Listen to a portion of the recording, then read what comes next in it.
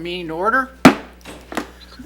Welcome, everyone. As has been the tradition, I guess, or at least the way we've done it over the last 8 months, is I have to read an opening statement due to COVID and how we're going to conduct the meeting. So for those of you who were last time, it's going to be pretty much, in fact, it's probably going to be exactly the same. So, but I have to do this just so everybody knows what the ground rules are going forward in the meeting. So with that, I will say good evening. This is the regularly scheduled June 10th meeting of the Geneva Planning and Zoning Commission. I am Scott Stocking, Chairman of the Commission.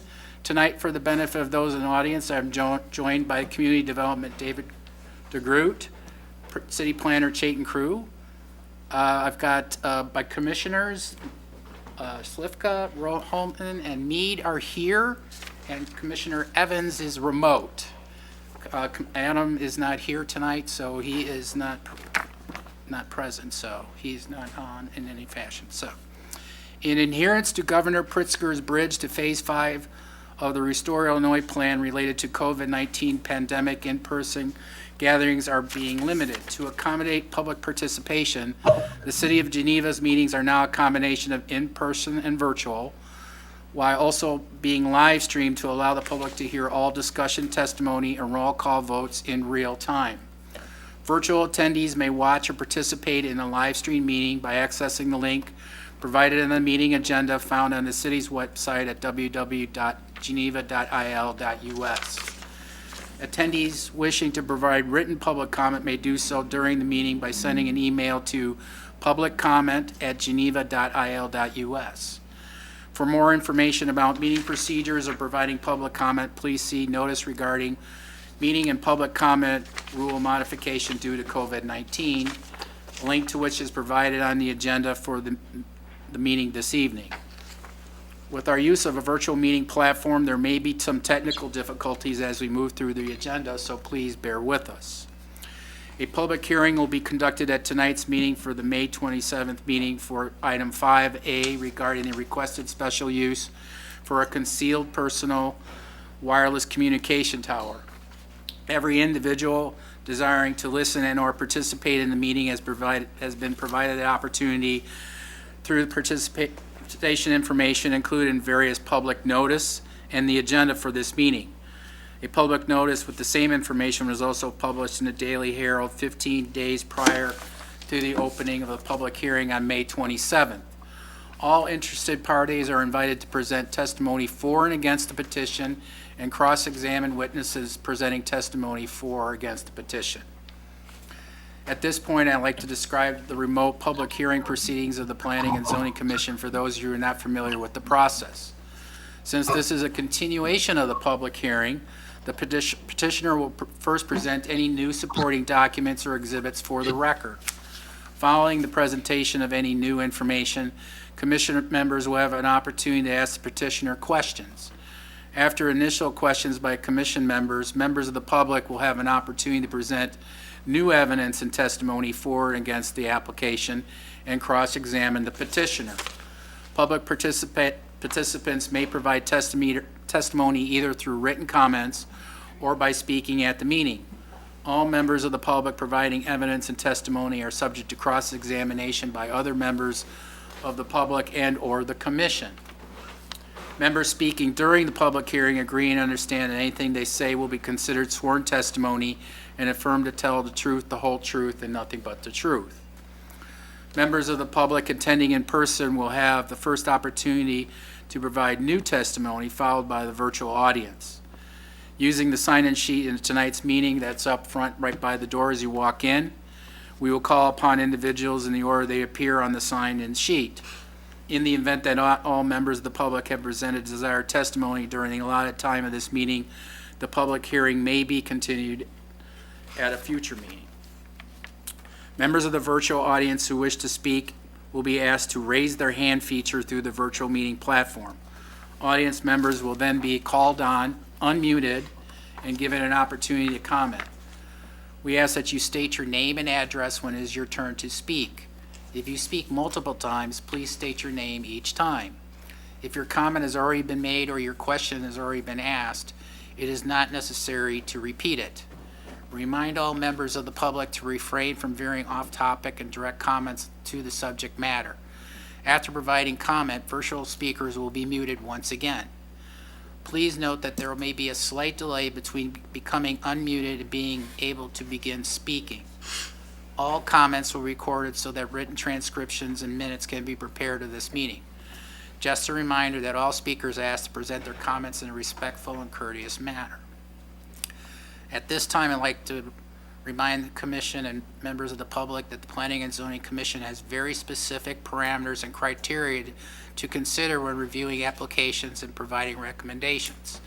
The Illinois state statute and the Geneva Code allow the Planning and Zoning Commission to carry out the following responsibilities, including not limited to: prepare and recommend to City Council changes in the official plan as may be deemed necessary by City Council or by the Planning and Zoning Commission; to give aid to the officials of the city charged with direction for projects for improvements embraced within the official plan, to further making such improvements and to generally promote the realization of the official plan; to hear and make recommendations to City Council on applications for special permits, including planned unit developments; to review the potential impacts a new development may cause regarding but not limited to parking, traffic, stormwater, and land use.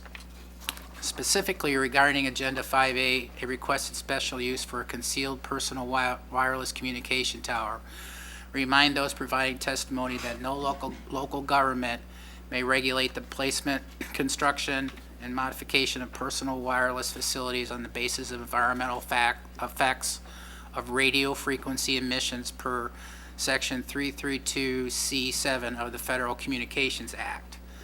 This means that the Planning and Zoning Commission does not and will not consider testimony or make recommendations to City Council regarding the impacts of radio frequency emissions. If the members of the public choose to testify on this topic, they will be kindly reminded to focus their comments on issues that can be considered before the Commission, particularly those related to the special use sought by the petitioner. The special use requirements relevant to this matter for the public discussion and debate are identified on the board in the meeting room in front, right near the lectern, and can be found online at www.geneva.il.us. Following the end of public testimony, the petitioner will have an opportunity to answer questions or respond to any comments made from members of the public. The public hearing may then be closed by the Commission and deliberation on the requests. In order to help reduce background noise, I remind all commissioners joining virtually to mute themselves except when they are addressing the Commission. Commissioners joining virtually also need to state their name prior to speaking and prior to providing a roll call vote to better assist our record keepers. For example, stocking aye, nay, or abstain. Okay, so that was long. Done it a couple times, but any questions?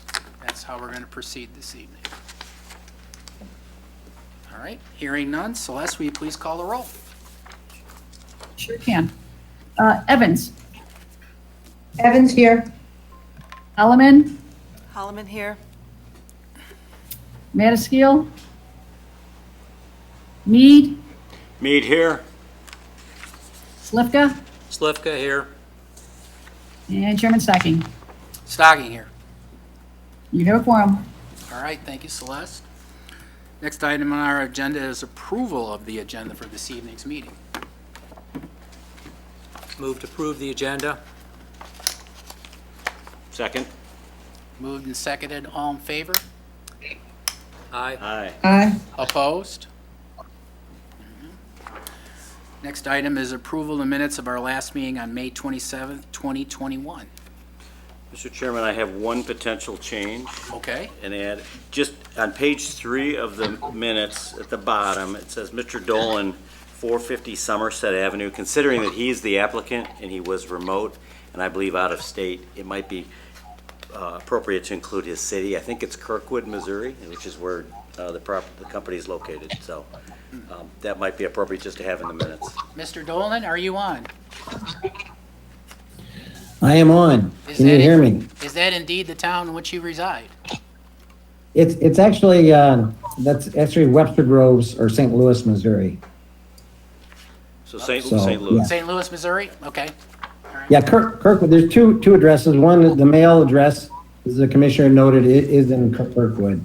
Okay, And the other address, which is the 450 Somerset, is in Webster Groves or St. Louis, Missouri. okay, That's all I had. very good. All right, so that's a good change. Any other changes, comments? Do we hear a motion?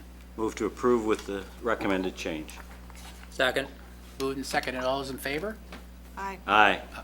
Opposed? Okay, so we'll move right on to our next public hearing item. So we have one item. It's 5A, Verizon Wireless Tower, and this is again a continuation from our last Planning Commission meeting on May 27, 2021. A special use to allow a concealed personal service wireless communication tower in a B5 business district. Its location is 749 South Randall Road, and the applicant is Dolan Realty Advisors, LLC. Jake, do we have any additional items on the record? Yes, Mr. Chairman, we do. There were some additional public comments which will be added to the contents of the file. And then also this submission from the applicant for this meeting, which we received not too long ago, will also be included in the contents of the file. Very good. So, Mr. Dolan, we'll hear from you. Certainly. Again, I'm here to basically address comments that were made at the last public hearing and some additional information that was asked for by members of the commission, members of the public. So I have another short presentation, which I hope to share, which I can address many of the comments.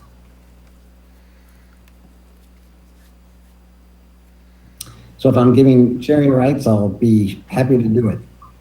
Okay, he's working on it. Okay, awesome.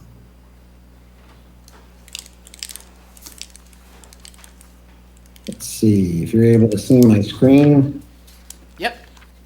Okay, wonderful. So there were comments made at the last meeting and requests for additional information. So it gave me the opportunity to go back to Verizon Wireless and ask additional questions of the RF, the radio frequency engineer, who's in charge of the network performance for this part of Geneva. So, and the reason I think and it may be well known, but sometimes the reason why we're at this site and at this location, it sometimes is worth going back over again. But the neighboring Verizon cell sites, there's two cell sites, 1 mile north and 1 mile south, that are on the verge of reaching capacity, which means that they've gotten what they call triggered, which means that they've been notified, the network engineer's been notified that these two cell sites are nearing capacity.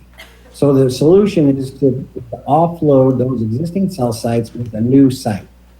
The new site was picked, the center of the search area of the new location was picked adjacent to this shopping center. So that's the purpose and the reason why we're in this commercially zoned district.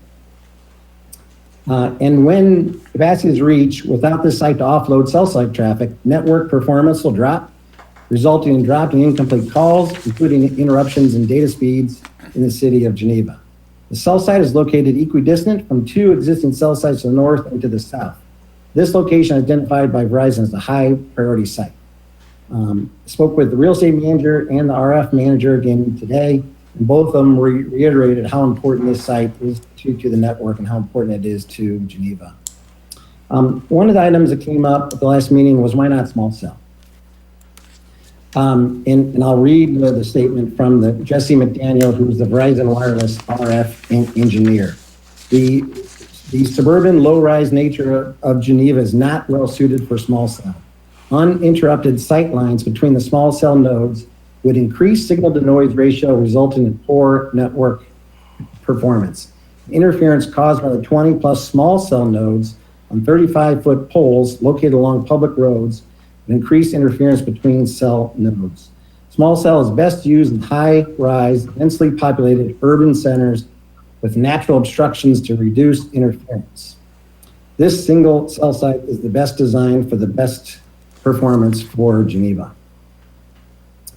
The additional questions were regarding higher ranked alternatives. I mean, why not co-locate on an existing cell site? I think we covered that at the last meeting, but basically want to reiterate, there are no existing cell sites that we can co-locate on in this search area. The same goes for concealed and non-concealed antennas on base station. There are no existing base stations within the search area. As the same is true for co-location of combined wireless communication facility. There are no existing combined wireless communication facilities. So it boils down to city-owned property. That was an important item from the last meeting that commissioners, residents, and staff wanted to be sure we identified. We showed why city-owned properties would not work in our search area. First of all, the ordinance states that the ones that are offered for use, for consideration rather, are non-residential properties in this city. The 3 city-owned parcels identified by staff, the closest parcel to the east is a stormwater retention pond, zoned residential, and is not suitable for a cell tower. Of the 2 parcels to the north, one is zoned residential with no room for a cell site, and the other is a low-lying stormwater collection area. Both are considered not suitable for cell sites. Public property in any non-residential zoning district. And I'm available for, obviously, for questions after this. I'm sure as I read this, questions will come up. So the other item is to show why public property, in any public property, the schools, parks, and such, cannot be used. Again, it does ask that these submittals be non-residentially zoned parcels. Well, the 2 parks that were submitted, or not submitted so much as identified by the staff, east and west of the parcel are zoned residential, and the subject property was selected over these parcels due to commercial zoning on 3 sites, and the code requiring the submittal of non-residential properties. Finally, Geneva Middle School was identified on the far western edge of our search ring. The parcel is also zoned residential and is surrounded by residential properties. So not only would it not work as well for the community and for the network, but it's also zoned residential and will have the same issues as far as neighboring residents. It was the ordinance and the third-party wireless consultant asked for a preferred concealment type, which they list as tree, church steeple, bell, or clock tower.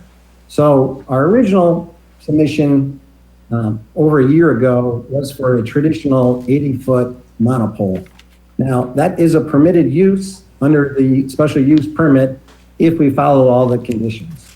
But based on feedback from staff and from the third-party consultant, the preferred option was clearly a stealth option. So that's why it was modified to both a stealth. Now we have two options, 2 stealth options. The traditional stealth pole, where all the antennas and cables are contained inside existing canisters, or a stealth tree. And I'll go into a little bit more of that later. Non-concealed towers. That's the last preferred. That's the last preference in the ordinance, saying that non-concealed towers, 80-foot non-concealed tower permitted under special use permit. However, proposal was changed to stealth pole based on preference by city's consultant, which we are in agreement with. And just this is basically an image that was provided by Geneva staff, which depicts the city-owned parcels and the school. So our parcel, if you can see my cursor, but our parcel is in this area in the B5 zoning district. And if you can see my cursor, this is closest parcel is the park, which is zoned residential, surrounded by single-family homes. The parcel to the west is a retention pond. It's a low retention pond surrounded by single-family homes, and it's zoned residential. To the north is a big, large lot, which also backs up to residential property, the Prairie Road or Drive. But this is basically, from all accounts, appears to be a stormwater retention area also. It's a low-lying area with stormwater inlets and outlets, which from driving by it depicted just stormwater retention area. So adjacent to that is this very small parcel. Just to the west of the large parcel is a residentially zoned fire station. And that fire station takes up the whole property, and it's also surrounded by single-family residential. So, and I'll just a little bit more, and then I'll pause for questions. But also, it came up in last meeting about the support of additional carriers. If this cell site were to be approved, would it support anyone else who comes into this part of town later and also wants a cell site? The answer is yes. It's structurally designed to carry 4 tenants. And these tenants will have equipment space at the base. We initially are just going to build out the equipment space to contain Verizon's equipment. It'll be screened by an 8-foot masonry wall, in which all equipment, cables, and emergency generator will be screened from view. So all ground-based equipment will be screened behind an 8-foot masonry wall. Additional space was leased from the landowner for future expansion of ground space for future carriers. This space is indicated in yellow. So this is part of our current lease agreement, which I'm happy to provide if needed, but this is part of our existing lease agreement. This yellow area is part of our expansion area. It's 2 additional parking spaces adjacent to the pole, which will accommodate additional carriers, likely 2 additional carriers, or 3, depending on the size of the equipment. Dish is the latest and greatest carrier coming to market, and they have a very small cabinet. It's a single cabinet about the size of a refrigerator. But if that's not enough, we also have talked to the property owner about an expansion area, which is indicated in the red striped area. Again, it'd be 2 additional parking spaces, and was indicated in the planning staff report where this particular shopping center is above code on parking regulations. So we would not interfere or interrupt with the parking ratios on the site. Another item that came up from staff and from the commissioners were the future facilities plan. This is, Verizon has no additional cell site plans for the city of Geneva within the next 3 to 5 years. Now, the real estate manager and RF engineer will quickly add, this is a moving target. So they will also quickly add that this site is designed to handle needs in Geneva for many years. Existing neighborhood Verizon sites are identified in the propagation map. Yeah, there was also an indication that the city asked for additional the Verizon sites to be identified on the map. I just want to point out that the 2 closest Verizon sites are identified on the propagation map. And that Verizon is preparing to meet changing cellular demands in the area, but network engineers indicate that this cell site will serve Geneva for many years with no need for additional equipment in this area. Without this site, Verizon's engineers predict gap in coverage and network performance issues affecting the city. So as I wrap up, the Verizon's need for this site is demonstrated by the engineer's propagation map and affidavit. Property is zoned commercial as our neighboring properties on 3 sides.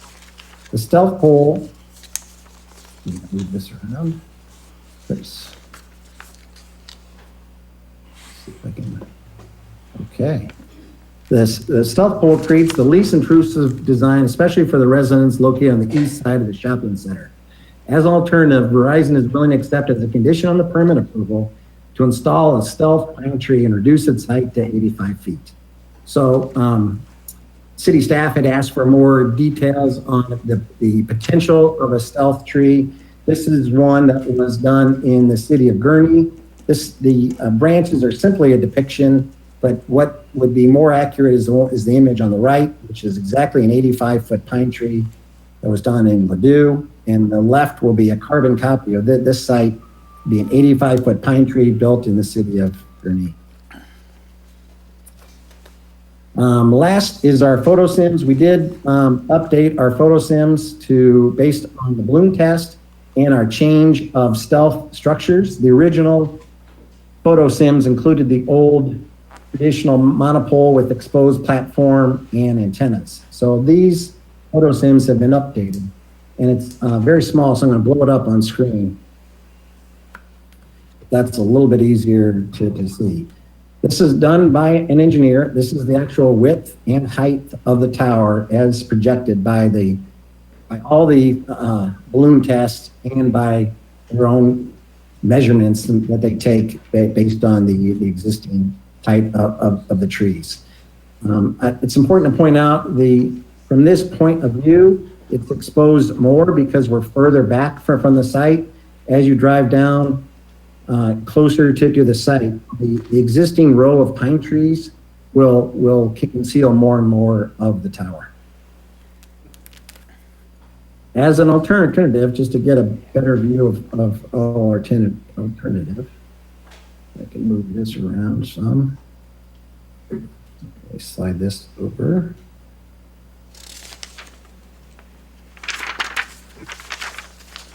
This may be harder to see, but I'll try and pull it up in the view. This is the monopine. So this is the height and approximate width and look of the monopine. And just to get a sense of what it looks beforehand.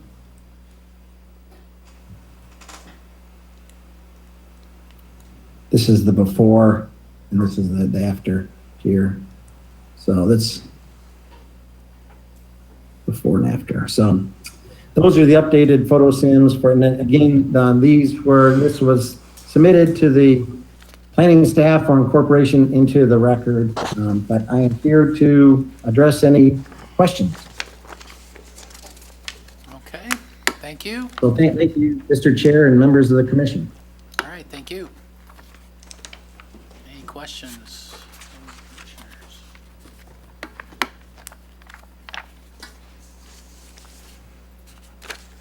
Mr. Chairman, I have a couple. Sure, John, go ahead.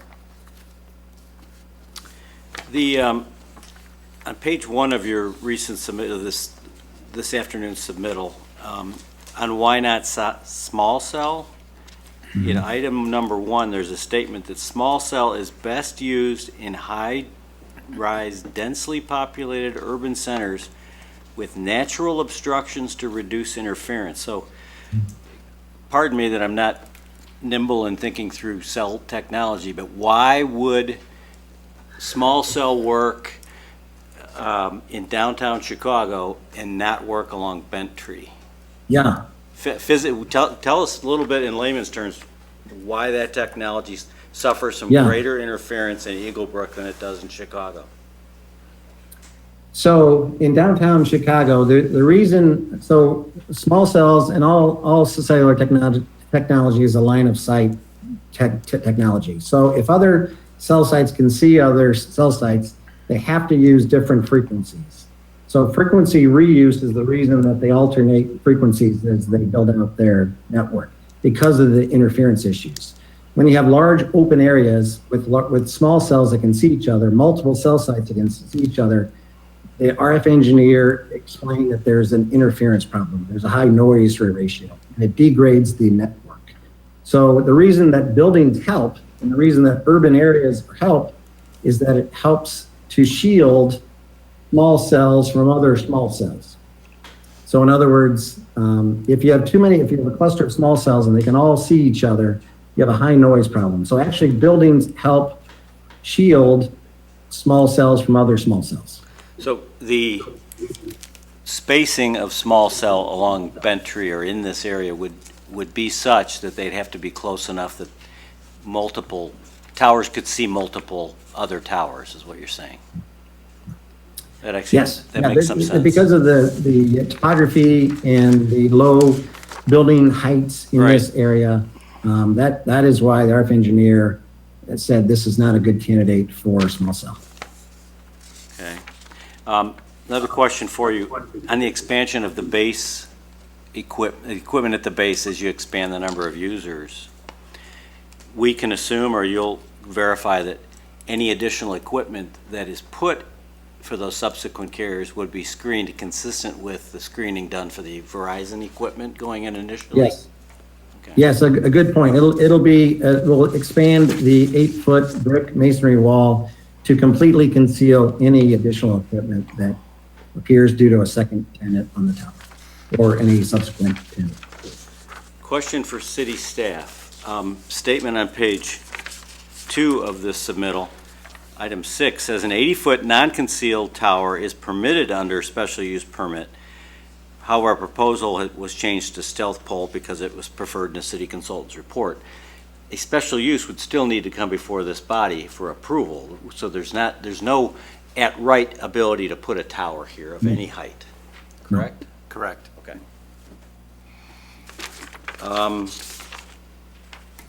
Lastly, the photo sims are interesting, and it'd be interesting to see what others think.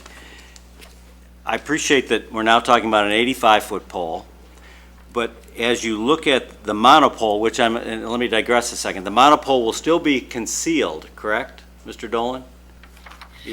That's correct. A stealth pole. The proposal is a 100-foot stealth pole with the antennas and cables all concealed within the pole. And now the offer is for an 85-foot stealth, or concealed pole with pine branches. Is that correct? Yeah, in the industry it'd be called a monopine, or Right. it's a pine tree cell tower. So we're now talking about an 85-foot pole of some sort. As I look at these pictures, it's interesting, it almost is more noticeable as a big fat pine tree than it is a skinny monopole. So it would be interesting to note if this had to go forward, what do folks want when they look over the shopping center's roof or their neighbor's house roof or their, out their bedroom window, do they want to see a fat pine tree or a skinny pole? So just a thought. Yep. Do you have anything else, John? No, I do not. Okay. Anyone else have any comments? Yes, Rebecca.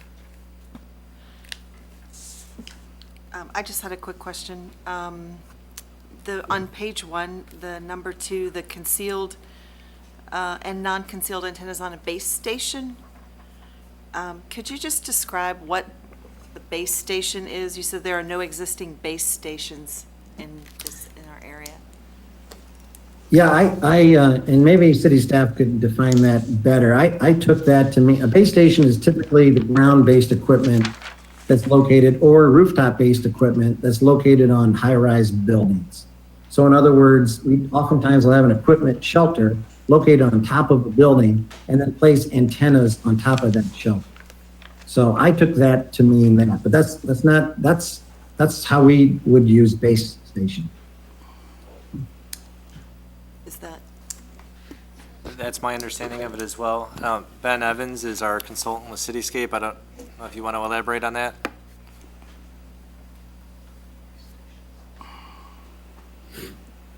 You there, Ben?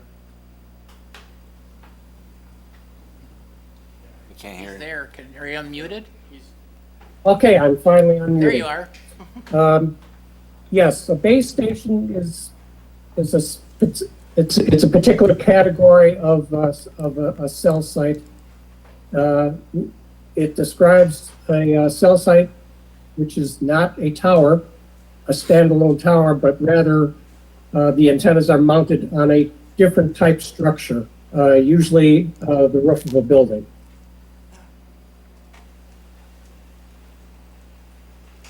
It's a building where there are established wireless providers located there, one or more.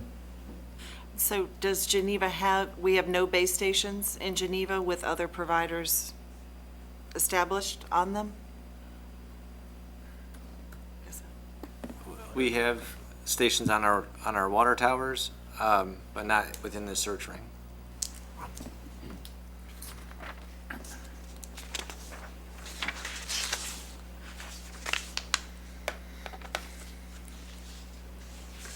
Any other questions from the commissioners?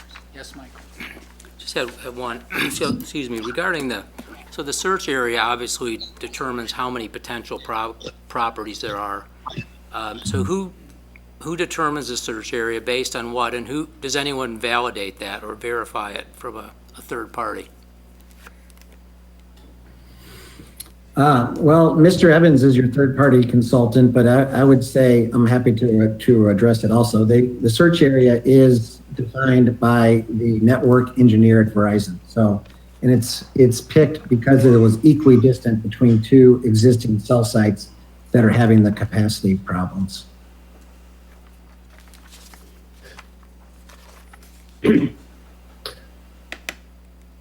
I would add that that it's the Verizon, well, it's the Verizon engineer who determines the search ring. And like Mr. Dolan said, it's equidistant between two sites, and the search ring seems very reasonable for a wireless carrier. Thank you. Ma'am, I think you had something? Yes, I just wanted to get something clarified. Is there now the option to have an 85-foot pole that is not the pine tree? Or does that still have to be 100 feet if it's not the pine tree option? Because of the technology, a pine tree allows us to use a standard array of antennas concealed in the foliage.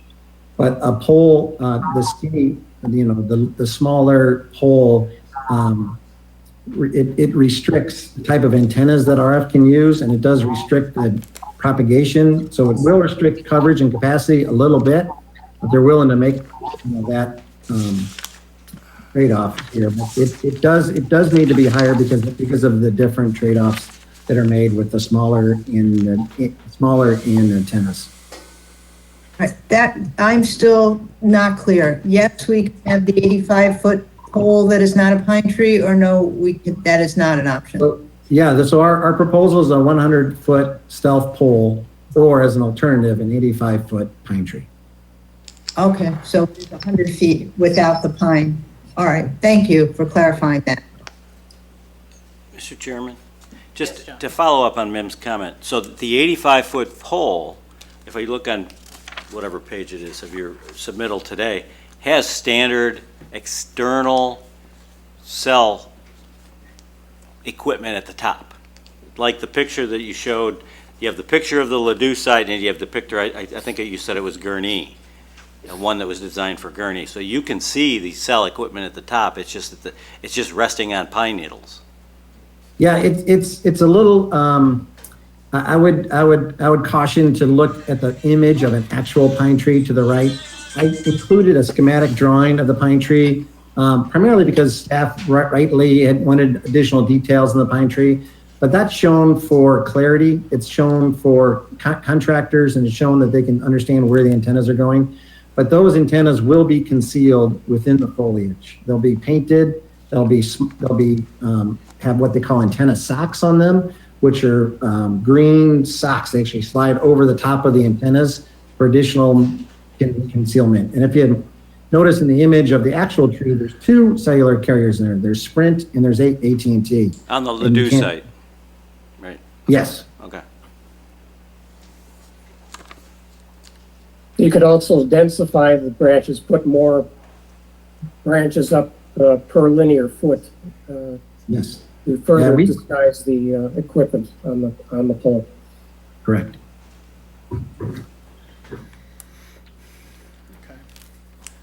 Mr. Dolan, I do have a question for you. On your first page, you're saying that there are no existing cell sites within the search area, and I think that's true, but there are cell sites just to the north of it. And have you supplied any information that those cell towers cannot be retrofitted in order to provide coverage? Is there a Yes, technical reason why those cell towers, those existing cell towers just outside of the area, cannot be Right. upgraded to provide effective coverage? Right. One of the cell sites, just 1 mile north, is the Verizon cell site. So, and that has been maxed out. In other words, the number of radios and the number of equipment that can be added to that site, they cannot add any more capacity to that existing site. You can't retrofit it. You can't add new equipment or do anything to that configuration of the tower, because it is a tall tower. I don't know how, I don't recall from the testimony how tall it is, but it is definitely a tall tower, but you can't Right. replace the equipment on that tower to a new generation and improve its coverage and intensity?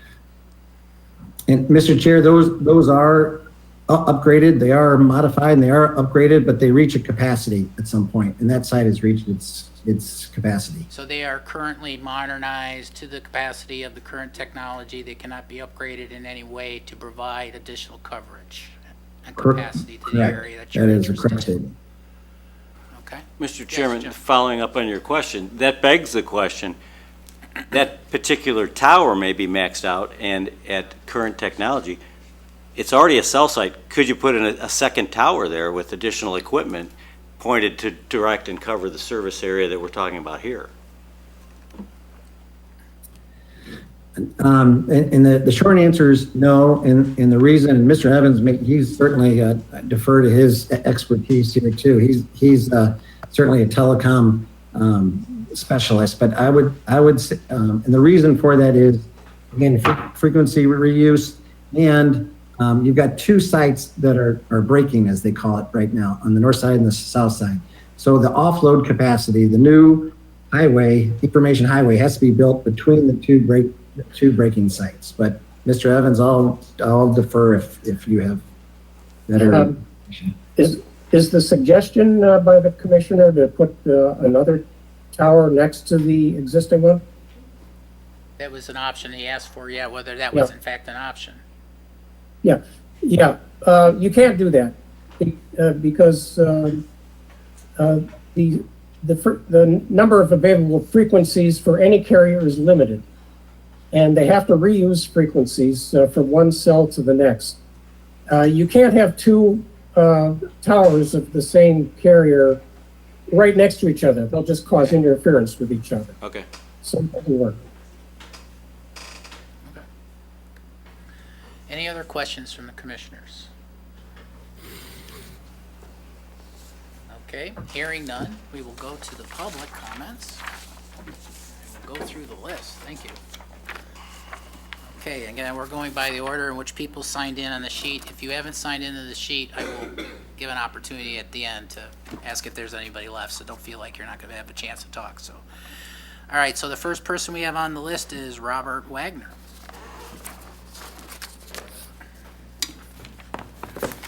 Before I forget, I'll turn this. Excuse me? Copy my written. Oh, certainly. Thank you. So again, I thank you very much for the opportunity to speak. It's Robert Wagner. I'm from Crystal Tree Court. I'm going to limit my comments to standards number 2 and 5 again regarding the character, because we have raised that again. And so I'm not sure if you all have the pictures from the last time that I was here, but these pictures really depict what this is going to look like, despite whatever else has been shown. I just want to refer back to these. And even if you get close to the berm, this tower is going to be huge. So we've got to remember, whether it's a 100-foot pole or an 80-foot tower or an 85-foot tree, it's at least 2.5 times the size of that berm. We're going to see it from the park, from the cul-de-sac, from the community and back, from Randall Road. And I mentioned before, it's going to be the defining structure along this Randall Road corridor. So whether you're coming from the south or you're coming from the north, you're coming from the south into Geneva, or you're leaving Geneva from the north, your focal point is this tower. So I respectfully disagree with the staff analysis that says it's a minor impact. It's the focal point of what you're going to see. It is right along Randall Road. It's not far off in the distance like some of these other towers. It's right there. The other thing I wanted to mention is a lot of comments about the residential area. Let's remember, just on the other side of this berm, a mere few feet, is a residential community, is a park. This is pretty much the same thing as a residential community. What I hear a lot is, well, we don't want to inconvenience too many people, but it's okay to inconvenience a few people. That comment was alluded to in the last meeting when the question came up was, why not the Walmart parking lot that's just to the south? And the comment was, well, it's the least intrusive. Well, that means either we're inconveniencing the least amount of people, or it's the most inexpensive. And I just want to raise that as a concern from for the city of Geneva to consider. who are you inconveniencing? You're still inconveniencing Geneva and its residents. And the character just is completely out of character. It's low-rise residential buildings to the east. It's low-rise commercial space, a shoe store, a spa, Ashley Furniture. People go to those businesses, walk up. This cell tower has no walk-up business. It's not the same character at all. Okay. There was also another comment that I wanted to reply to. And the comment was, well, they've been working with the city staff for a long time to get this tower built. My understanding is the city staff, this Planning and Zoning Commission, works for the city of Geneva and not for any commercial enterprise. You represent the city. And this is an opportunity that's been brought, and I understand we have to go through the process to hear out both sides. And I would just like to say the citizens have also been working with the city staff for the same period of time since we were notified to not get this tower built. I would just ask you to consider that as well. Okay. Thank you again. All right, thank you. Okay, Dale?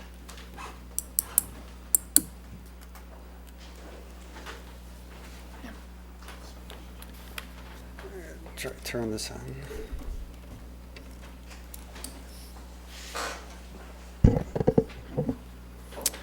Hi, my name is Dale Rothundi. I spoke at the last meeting. My wife and I live on Crystal Tree Court, been residents there for over 25 years. After listening to the applicant's testimony, I have several comments related to Mr. Dolan's presentation and responses, both in the last meeting and in this meeting. First, some definitions so we get on the same page. People use the term cell towers. Towers are just structures, just like buildings. So when a cell site is another term for a base station, they're used interchangeably. So a base station is basically antennas, cables, and a base station controller. You could put the antennas on a building, you could put it on any structure, you could put it on a tower. Cabled to a base station controller, the base station controller is behind that brick wall or the fence that you see at the bottom of the tower. That's the computer system. It's handling all the call processing and things like that. Small cell is just a small base station. So in a tower, by the way, you could put multiple base stations on. So a small cell is just a smaller base station. It's all self-contained. Antennas, cables, and the base station controller in the same unit. That's why you can mount it on a side of a building or on a pole. Okay. I numbered my comments. I have 4 comments. I number them just so it makes it a little easier to separate and record the main points that we're trying to get across.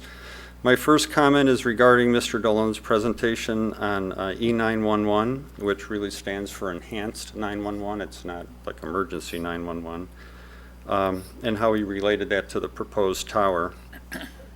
Now, Mr. Dolan's slide, which I think was the public safety slide, it indicated 74% of American homes are wireless only.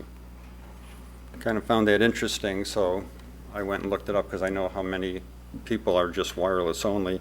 So I went to Pew Research Center, which is a pretty reputable company that has a web page, webresearch.org. And they say the reliance on smartphones indicates only 15% of Americans, 12% in the suburbs, are smartphone-only users, meaning they don't have traditional home broadband service in the house, where people can use existing, what they call voice over IP, so it's your phone over the internet, for their home phone service. That's what I use. I know my neighbor uses that. As I mentioned in the last meeting, it's more reliable. So I went to Verizon.com to see what they say. So first I want to point out the E911 support is really just a native app on your Verizon cell phone. It provides location information like longitude and latitude. That's the enhanced part. To emergency call takers, but, and I'll quote this from their website, can't guarantee your precise location. Mobile phones are affected by the environment. Factors such as the weather, terrain, and buildings may affect service and the ability to calculate the caller's location, particularly for 911 calls placed indoors. Emergency call takers still rely on the caller's description to locate and dispatch help, which is not real good if you're having a heart attack. So as I mentioned in the last meeting, this is a homeowner's preference if they decide to use wireless for, you know, their home phone, but it's certainly not the 75% of the homes are wireless only. That's not a correct statement. So just to be clear, this Verizon E911 service with this enhanced location works with your current Verizon 4G phone today, and it's not dependent on any new cell tower. It's been there for many years and it works today. My second comment is regarding Mr. Dolan's response on coverage and related to dead spots, which is part of this insufficient coverage issue. Now I know, Scott, in the last meeting you mentioned something that, another terminology thing, so let me just get those out. The way to look at it. So in simple terms, we keep saying coverage. The best way to think of that is just how far the RF signals go, right? So they go farther if they're stronger, and the farther you get away, the weaker the signal is. So coverage is basically how far the signals reach. And we're going to mention the word capacity. I know last meeting when we were throwing that around, these are two different terms. They mean two different things. The best way to think of capacity is how much data the RF signals can carry. Right? So we'll talk a little bit more about that, but coverage and capacity are different things. Capacity is really how much data those RF signals can carry, like if you're downloading movies or music, things like that. Mr. Dolan stated Verizon has a budget for dead spots, and there are so many dead spots you can't possibly fill them all. This is a very broad statement, and nationwide and in many cities this is likely true. But we are focused here only on our area of Geneva. Mr. Dolan did not show any evidence that any dead spots exist in this area from the coverage that we currently have. He stated during the May 27th meeting that we stated during the May 27th meeting that no resident we spoke to within the immediate impacted area had known of any dead spots. If you look at the position of that North Verizon tower, like they show it on an aerial map, you'll see the coverage area of this subdivision is spread out around a golf course, driving range, several parks, and a large amount of wetlands. No hills or tall buildings to cause a signal to drop. So no obstacles in the way of the signals from a very tall cell tower. It's probably 150 feet plus. You can't get a much better subdivision area for signal coverage than that because it's not dense, it's pretty widespread. There are no public comments submitted at all from residents indicating an issue with service or a need for the proposed tower, none at all. In fact, there are no public comments submitted in favor of this cell tower. Typically, there are some residents with an opposing view, but not in this case, not that we've heard. So the opposite is true from the public comments submitted, and let me just read two examples. From Arrowhead Court, the homeowner stated, "When we moved in, I was an AT&T cell customer. I changed to Verizon because AT&T had poor service. My service is outstanding. About 200 yards from the proposed location of the tower, there is no need for the cell tower," unquote. From Fairway Circle, the homeowner stated, and I'll quote, "It is our understanding that another Verizon tower is being proposed to provide better service in our area. Please be aware that we have Verizon, live on Fairway Circle," which is on the other end of the subdivision, "in the so-called insufficient area, and have no issues whatsoever in our Verizon service. Working from home, using Verizon all day, whether it be talk, text, or data, has created no problem for us. Our service works throughout the house without fail. We hope that you investigate Verizon's claim of insufficient coverage by contacting Geneva residents before allowing a special use permit," unquote. Enough said on that topic. My third comment is regarding Mr. Dolan's responses to other higher-ranked options such as rooftop cell sites and small cells. We shared examples of rooftop cell sites, like medium-sized base station, like on Main Street in downtown St. Charles, and small cells already used in Geneva, and that these existing options are already part of Verizon's 4G LTE and 5G network strategy. Mr. Dolan stated they do tons of rooftops. That's a quote from the last meeting, tons and tons of rooftops, and mentioned examples like do a ton of hospitals, and stated they choose to take antennas on top of their buildings. I don't know if Mr. Dolan's been in the area or not, but we have a very large hospital complex or campus right on Randall Road in Geneva, just a little bit north of that search ring, whereby a rooftop cell site could be used to offload the North Tower. Mr. Dolan stated small cells are only for densely urban areas and not like this retail or residential area. So I went to Verizon.com so I could just use their words. And they state small cells can be used where usage demands are highest, such as shopping centers. And then they list others, but I'm just going to stop. That's the first thing they list, is shopping centers.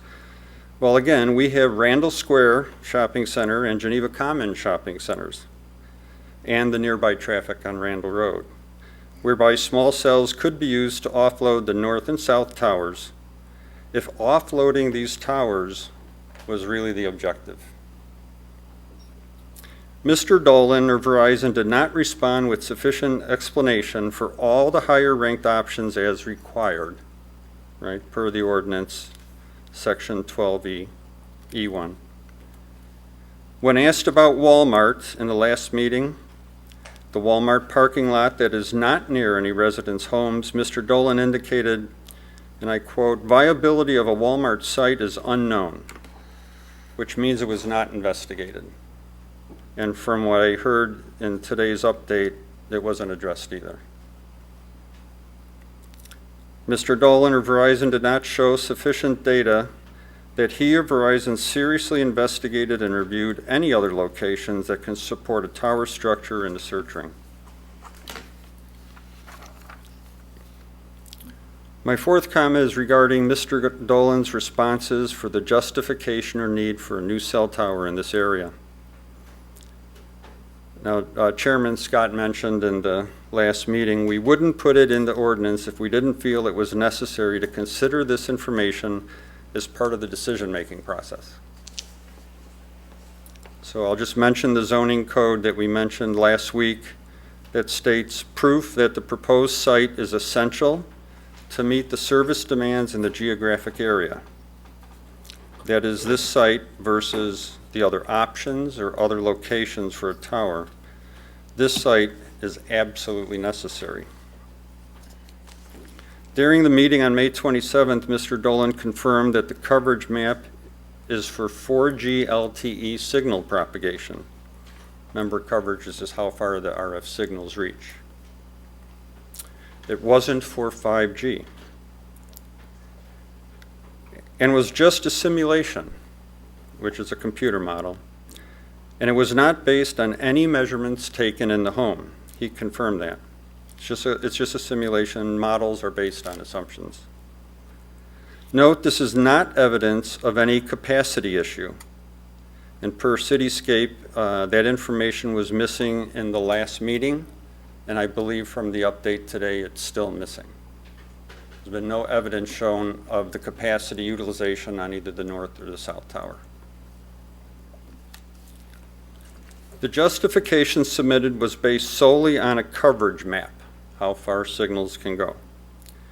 He stated it was part of a Verizon engineer's testimony turning that propagation map in, which indicates there is insufficient in-residence and in-building coverage in this area. But after testimony from the residents during the meeting on May 27th, Mr. Dolan stated it's not a current issue and it's a forecast. And we will begin to experience drop calls and more drop calls on the network that the system can handle He stated the problem is coming to the city and it takes a couple of years to work it out in advance of these problems.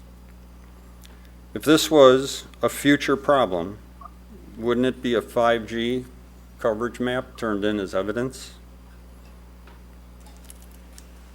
Also, many customers would be migrated from 4G to 5G by then. Mr. Dolan stated the new tower would be designed for future 5G.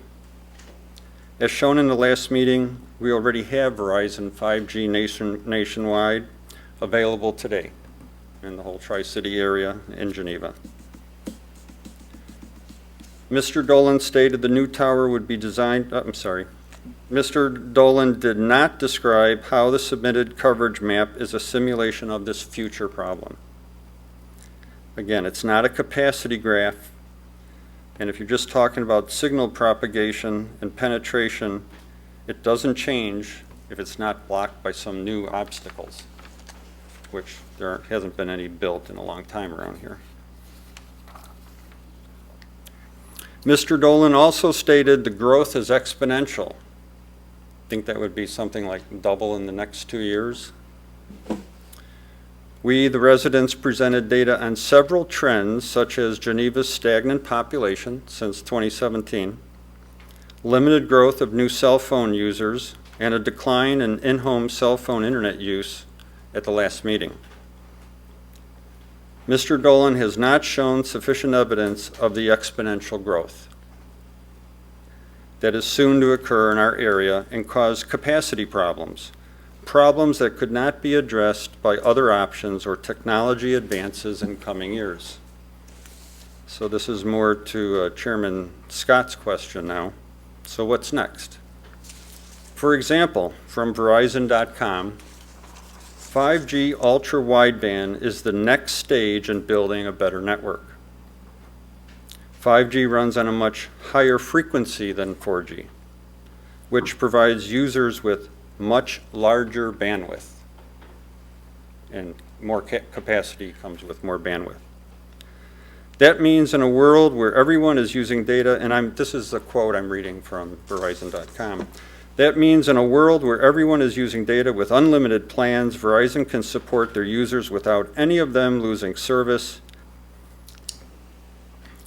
Now, you would expect this would include continuing to add and upgrade 5G on the same towers, right? We got 5G nationwide already. Similar to when 4G was added on the same towers, where 4G was 4 times faster than 3G. So 5G evolution, what I kind of referred to as technology advances, will increase capacity. And no sufficient evidence was provided of a future capacity problem that can't be solved by evolving the technology on the existing towers, as been done in the past. Now, before I wrap it up, I want to add in a comment here based on the discussion that we just had. Mr. Dolan stated his view of small cells and whether they would be usable here in this area. And he mentioned about interference. And then also the cityscape engineer mentioned in the last meeting, you can't have cell sites in close proximity operating on the same frequency or it would have interference. Well, that's true. Did you know the Verizon 5G includes all their different frequency spectrums from 1G, 2G, 3G, and 4G LTE, plus adds newer, higher spectrum, additional frequencies. Verizon now has more frequency options than ever before. And also small cells can operate within the same coverage areas as larger towers. I think I mentioned about small cells in the last meeting where Verizon says they've been investing heavily in small cells over the last several years to stay ahead of the growing demand on our 4G LTE network. They claim to have more small cells than anyone else in the United States. They already have them up and running in many and communities blending with the environment and helping to deliver robust 4G and 5G connectivity. I think Verizon knows how to deploy small cells if they've been doing it and selling more of them than any other wireless carrier. And the fact that 5G now includes every frequency spectrum from every generation, they can put different frequencies on small cells than they do on the tower, because the way it's designed is small cells are in the same coverage area as the towers. It's what they're for. If there was interference problems, how could they be deploying this everywhere within the coverage area of existing cell towers? So finally, it's our understanding that all 9 standards must be met in order to recommend to the City Council that this proposal be accepted. It appears there are at least 3 standards the proposal is not meeting, as well as not demonstrating the site as essential versus these other options, leveraging technology advances, or putting the tower in other locations. Also, please keep in mind Verizon is not the only wireless carrier serving the area. Therefore, we ask the Planning and Zoning Commission to not recommend this proposal. Thank you for your time. All right, thank you.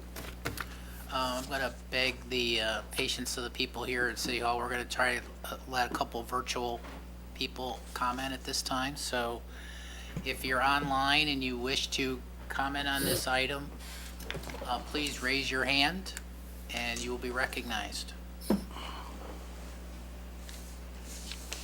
a raise a hand feature on the application. If you hit that, you'll be seen on our side of the fence and we will call on you to speak. The commission now recognizes Matt Zaxis.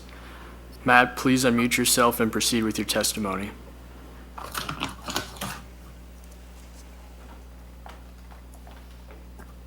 Matt, I believe you are self-muted.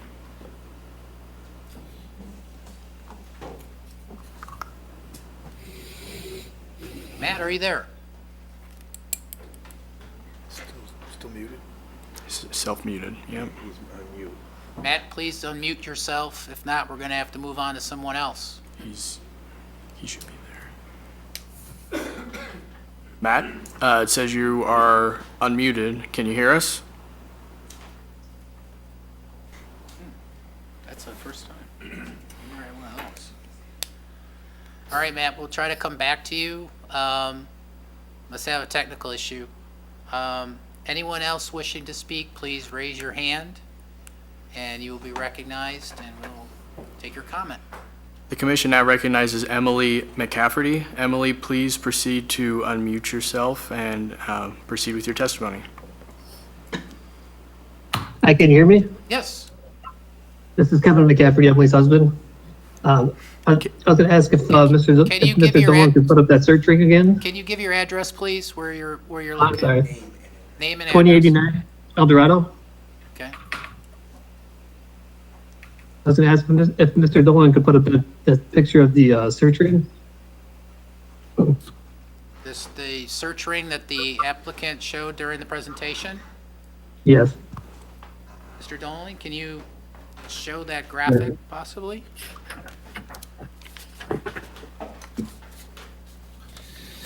Let's see, it might be easier You're gonna to, have to zoom that up quite a bit. Yeah, that might be easier. let's see.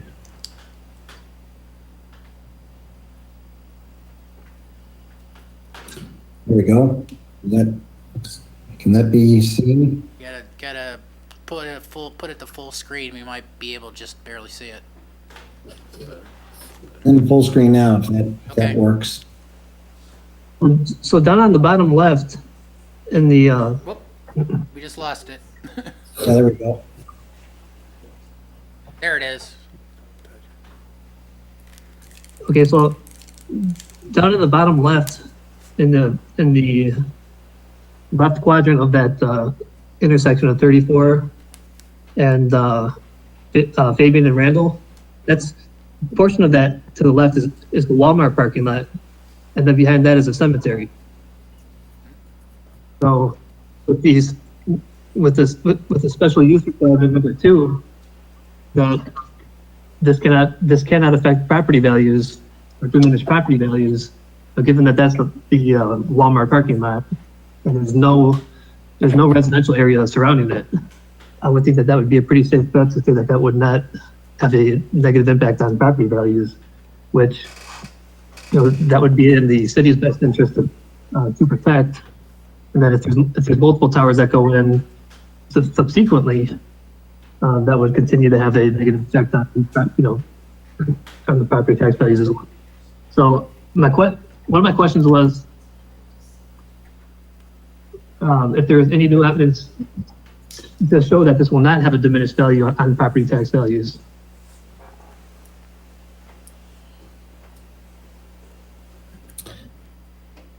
Mr. Dolan? Yes, thank you. Yeah, there is no credible nationwide evidence that depicts that cell towers, which there are hundreds of thousands of them, reduce property values, especially ones that are stealth and concealed and located in commercial districts.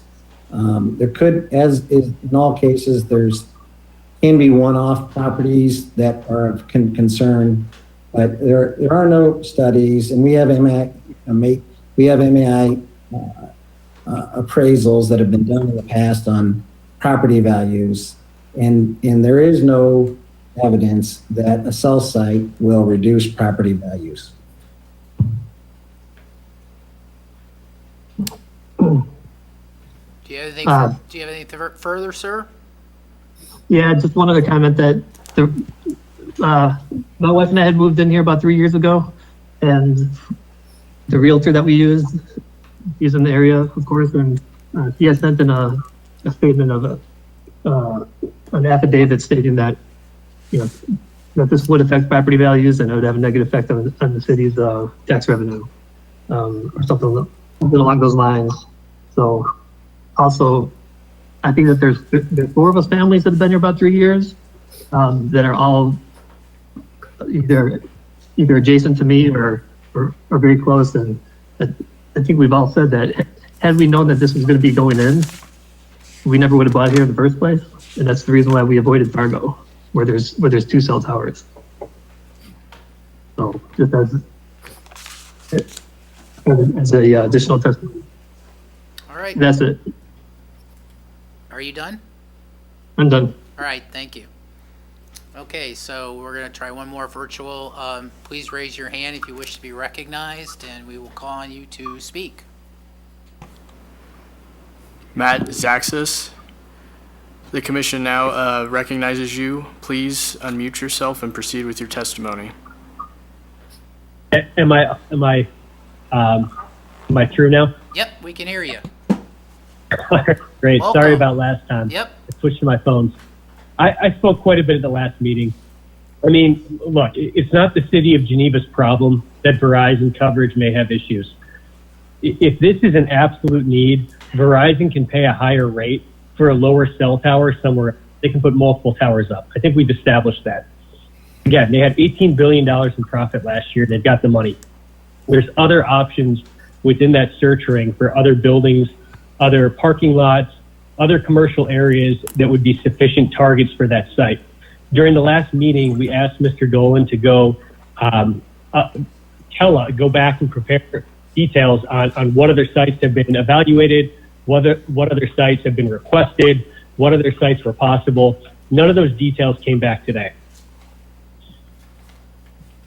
I do not believe that the commission should approve this. I hope that you guys feel that way. The residents of Geneva will not have any change to their day if this tower does not go up. If it does go up, there's going to be hundreds of residents, taxpayers, who have to look at this monstrosity every day. It's going to be an eyesore. It is not going to be something that is attractive for our city. Other towns in the area do not have this. We don't need it. So thank you for letting me speak. I hope that you all block this. It's the right thing to do. Thank you. All right, thank you. All right, so we're going to go back to some folks now in City Hall. So, Karen, you're on here. Okay. Jim Wilbur?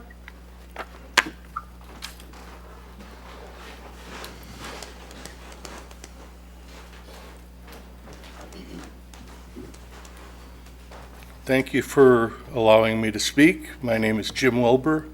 My wife Helen and I have lived at 1916 Crystal Tree Court for over 20 years. I spoke at the last meeting regarding standard number 2. The comments tonight expand on that, as well as addressing standard number 5 related to character of the neighborhood. It is my understanding that all 9 standards must be met in order to recommend to the City Council that this proposal be accepted. Verizon's response to standard number 2 and Mr. Dolan's presentation and responses are all silent when it comes to impact on nearby property value. The staff analysis of the Cityscape Verizon Tower site review is silent when it comes to impact on nearby property value as well. It's not part of the it is part of the use standards to not diminish the value of adjacent or nearby properties. Only residents have provided any testimony that such an eyesore with such close proximity would impact the value of the homes. We've spent considerable time searching and have not found any articles or reports on the internet indicating that cell towers are good for your property value. We shared the Housing and Urban Development, the HUD reference guide for home appraisers, indicating that they are instructed to note the effect on marketability resulting from proximity to a cell tower. And that I confirmed with a local appraiser that is in their instructions.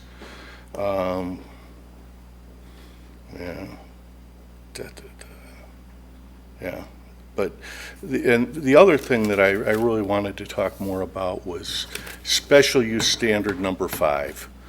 The proposed building or use will not adversely affect or change the character of the area in which it is located.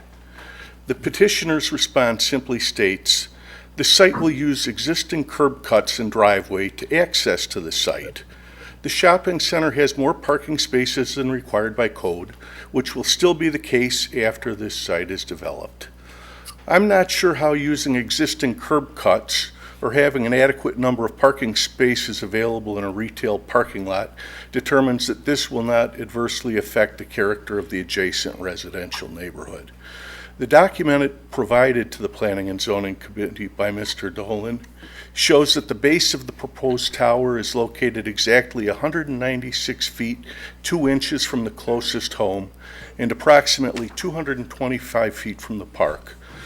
The park has a baseball diamond, a playground, as well as open space where the Geneva Park District allows youth soccer teams to practice.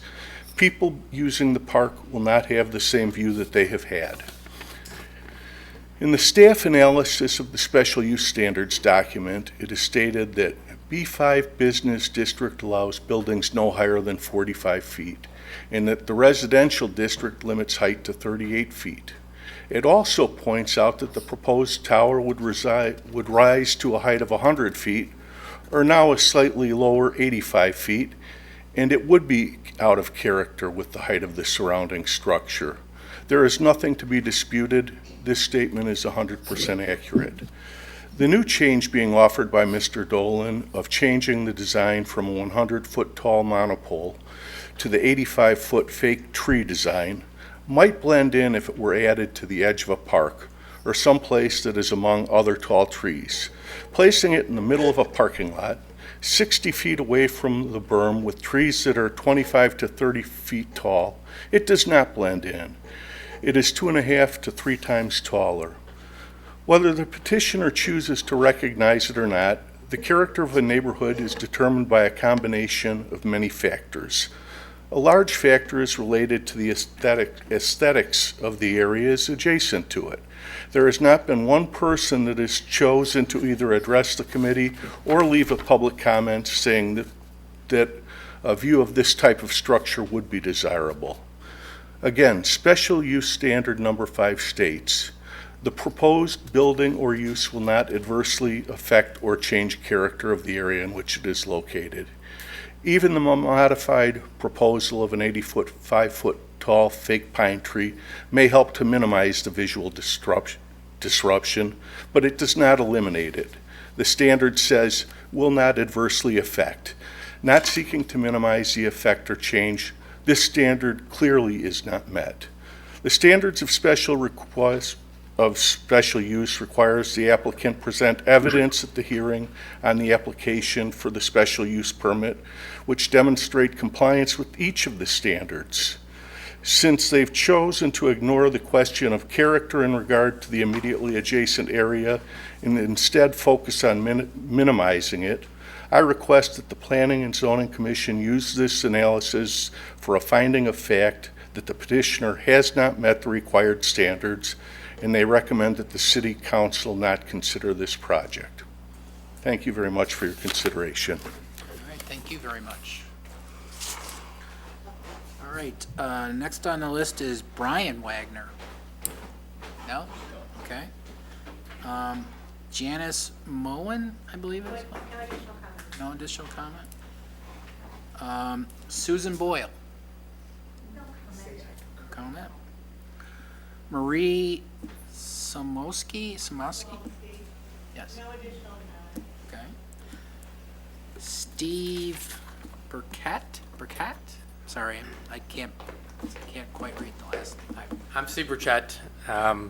We've lived at 2219 Kings Court for about 26 years, and I've been a Verizon customer for that whole time, and have not noticed any degradation in my service in the time that I've been a Verizon customer. And I have just a couple of comments. I mean, I appreciate and support all of the comments that have been made here previously, and a couple of things just stood out to me. One was how you can call a concealed tower one that rises double or triple the height of everything else around it, whether it's a single tower or whether it's branches with equipment hanging off of it.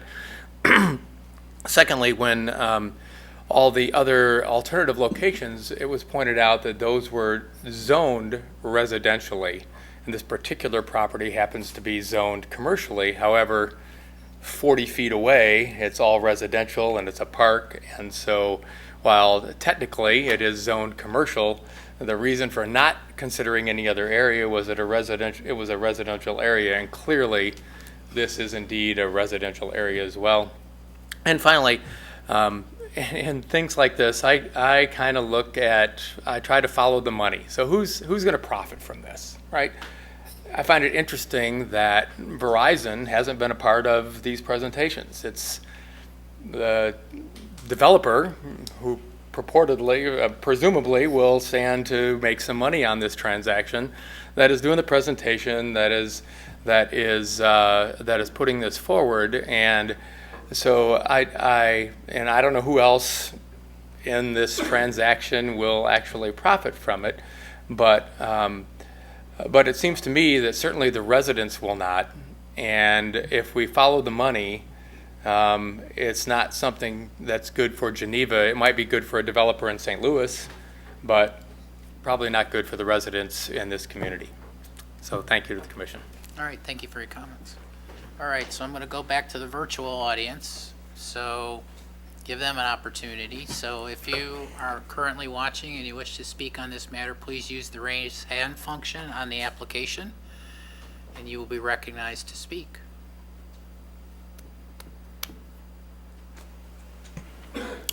The commission now recognizes Thomas Sharp. Thomas, please unmute yourself and proceed with your testimony.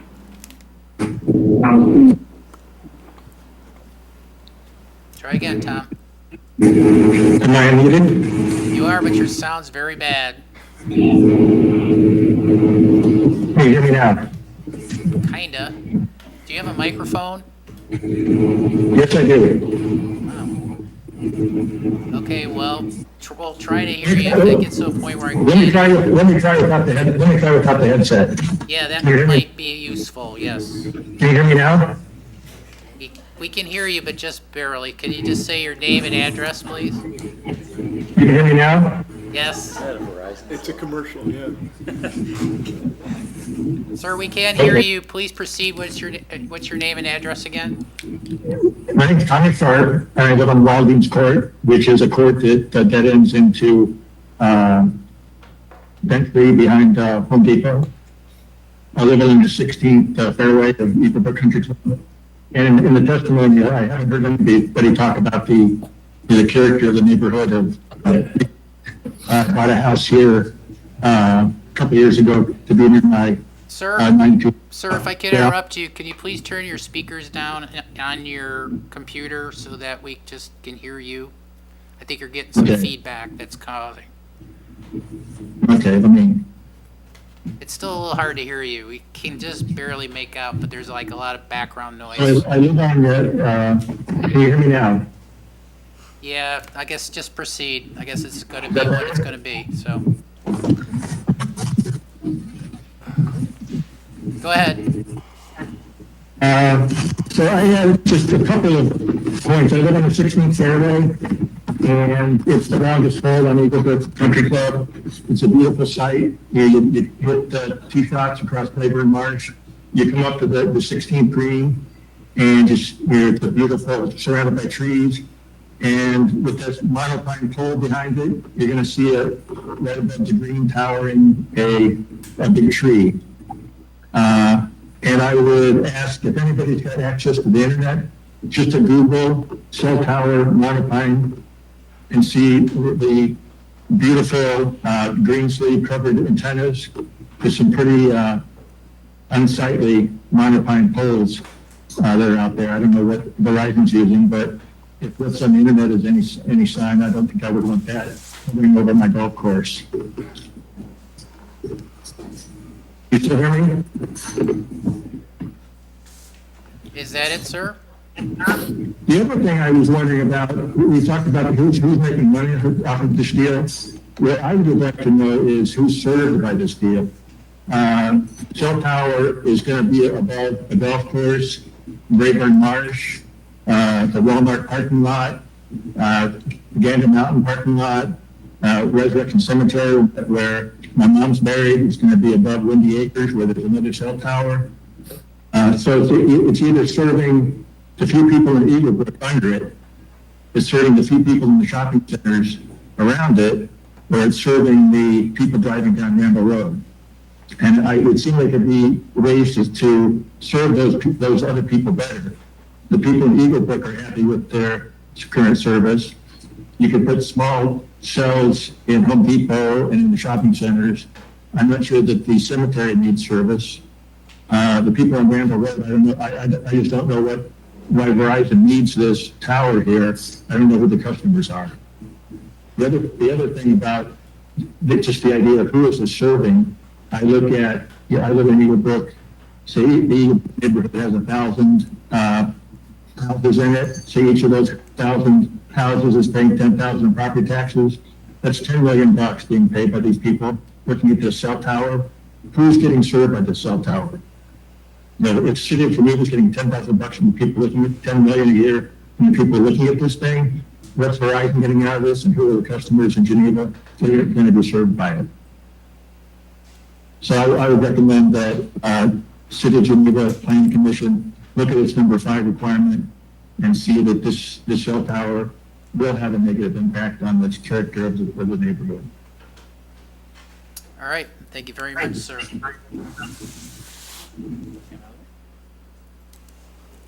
People who are wishing to speak virtually, please raise your hand on the application. You'll be recognized to speak on this matter.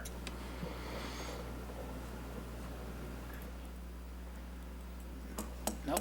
Okay. So we'll go back to folks here in City Hall and continue with the testimony. So I got Tom Samolsky. Okay. Terry Boyle.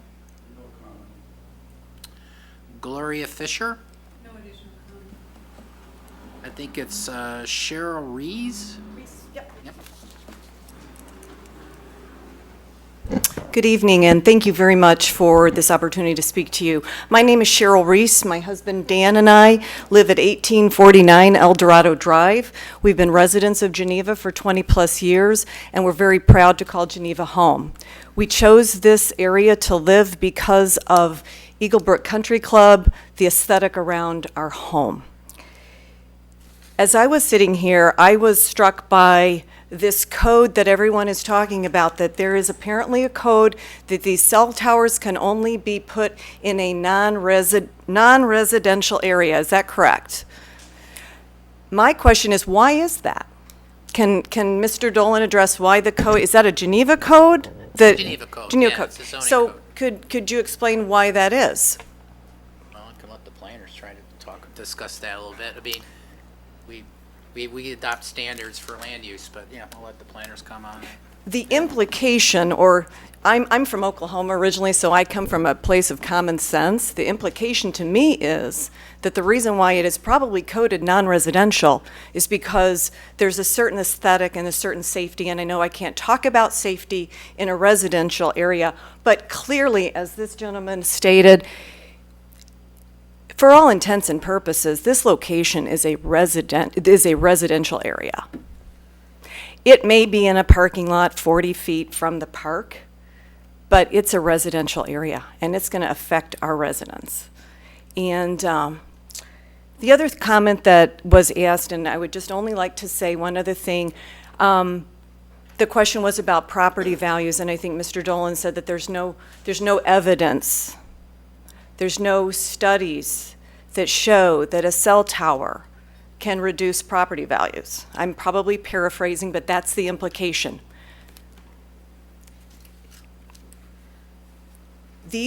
What we all remember that the tobacco industry said for many years that smoking was healthy.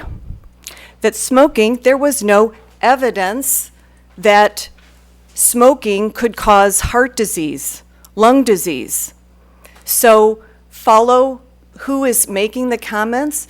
I don't have the exact evidence, but common sense, once again, if I am a young family looking to buy now in Eagle Brook, and there is a huge cell tower, you better believe that I am going to be asking my realtor, what is that?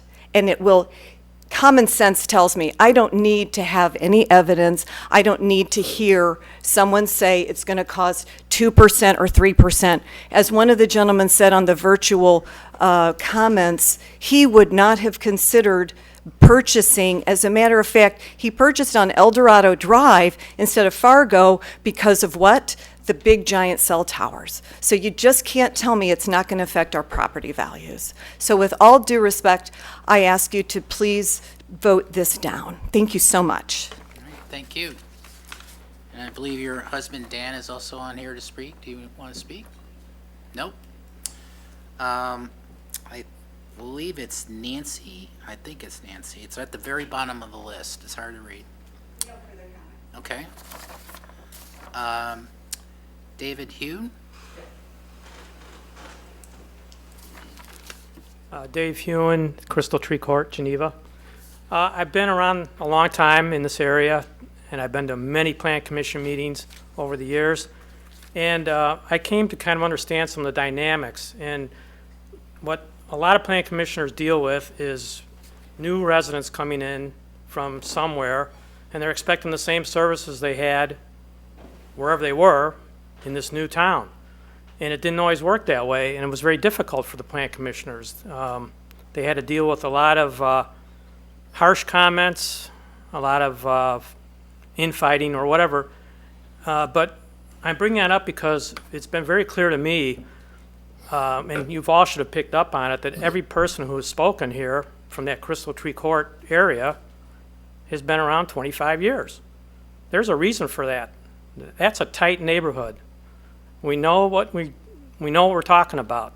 You can tell by the presentation, any one of these gentlemen could have worked for me in the newspaper business, and I would have loved to have that kind of research at my fingertips. They did their homework. They're not coming in here new to the area and complaining about something that we all know doesn't make sense. I've seen those fights many times, and I sided with the Plan Commission. This time, no. They've made it very easy for you, I think. It goes beyond the common sense. It's the homework that was done. The information and the facts and what we're looking at and what the consequences could be are very clear. There's no reason to, well, no, I shouldn't say that. There is a reason to keep debating it, if that's what you decide to do, or if we're going to keep moving forward with this. There's no problem with that. Everybody should hear all sides of a story. I've been saying that my whole life. That's why I live on Crystal Tree Court. I made a living out of it. But when comments are made along the lines of there's no evidence of property values going down, I mean, that's just a red flag. Property values go down because of inflation and the interest rates have to go up, or whatever it might be, whatever the market's bearing. So there's no classic study that somebody's done saying here's 300,000 homes that lost value because of cell towers. There may not be a study like that. It's more anecdotal. You've got to talk to the people. We could go down El Dorado tomorrow, go to those houses that just were up for sale with the big tower behind them, and ask them, was it the cell tower that you had to lower your price? Or did you have flooding? You know, we don't know. But I'll bet it was a cell tower. I would be willing to take a shot at betting on that. But that's my point.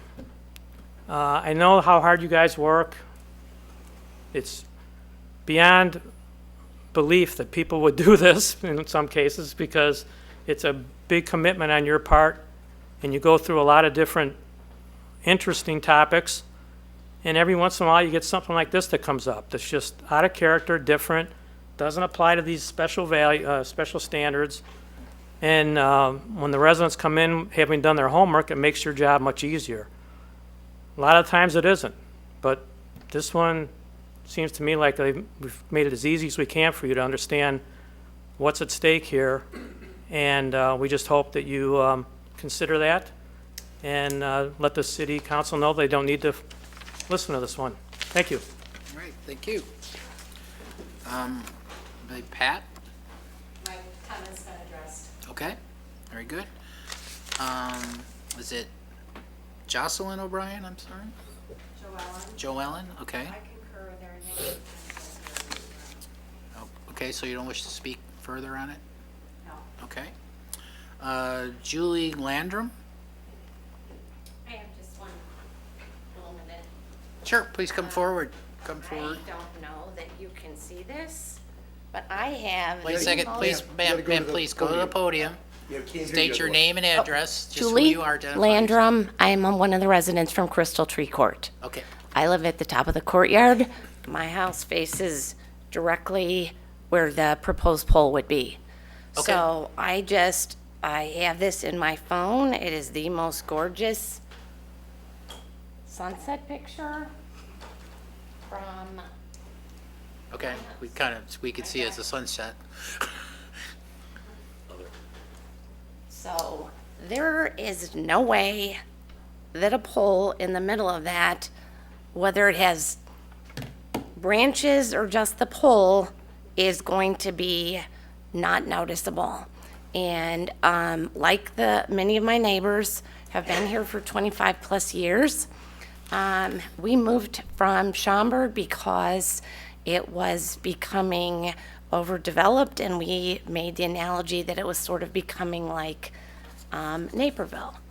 We heard about Geneva, we came and visited, we loved the small town atmosphere, our beautiful 3rd Street, our old train station, our little traveler, all the things that make Geneva unique. Our old buildings, that what used to be the old hospital, what used to be the old Western Avenue, those were part of the reasons that we moved here.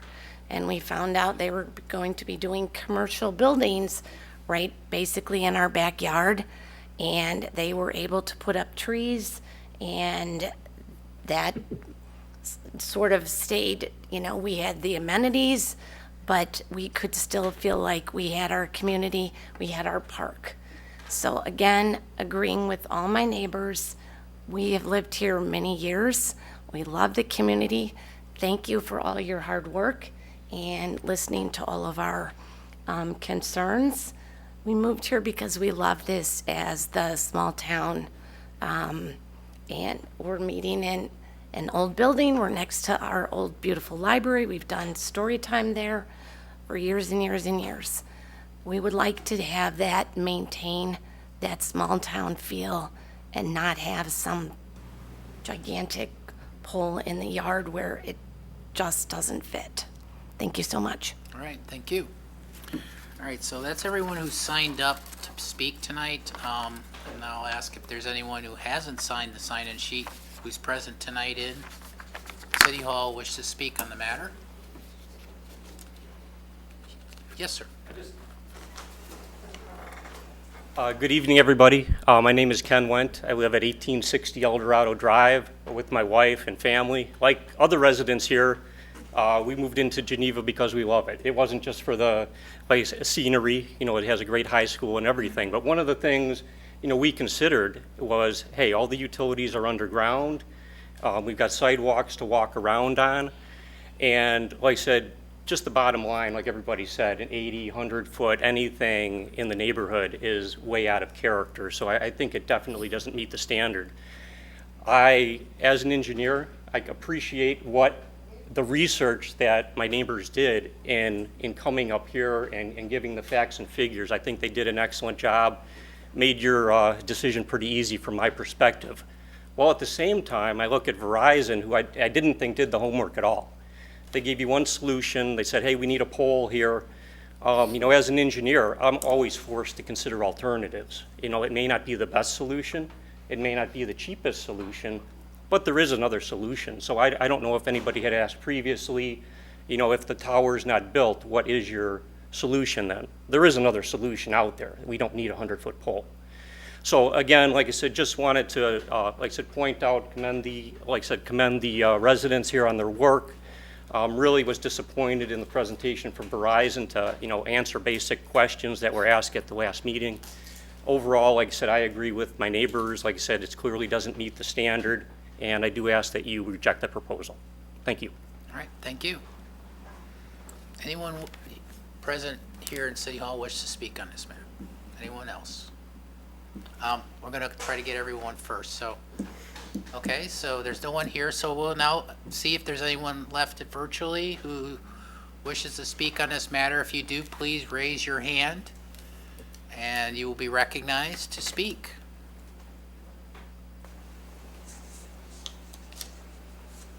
Okay, we're not seeing anyone, so I'll ask one more time. If you're currently watching online and you wish to speak on this matter, please use the raise hand function on the application so that you can be recognized to speak on this matter. Okay, we've got one.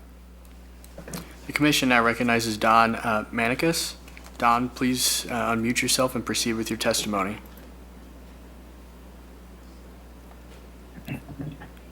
Hi, my name is Don Manicus. My wife and I live at 2051 Eldorado Drive. We've lived there for 18 years and been Geneva residents for 30. And yeah, I agree with what Dave Hune said. I'm very proud of my neighbors who've done a tremendous job as far as all the research and homework they've done. And I think it's made it very clear that the requirements for the special use just have not been satisfied. I only want to make a couple points. I've been a real estate attorney for 30 years. And so I was a little insulted by the comments that the cell towers do not affect property values.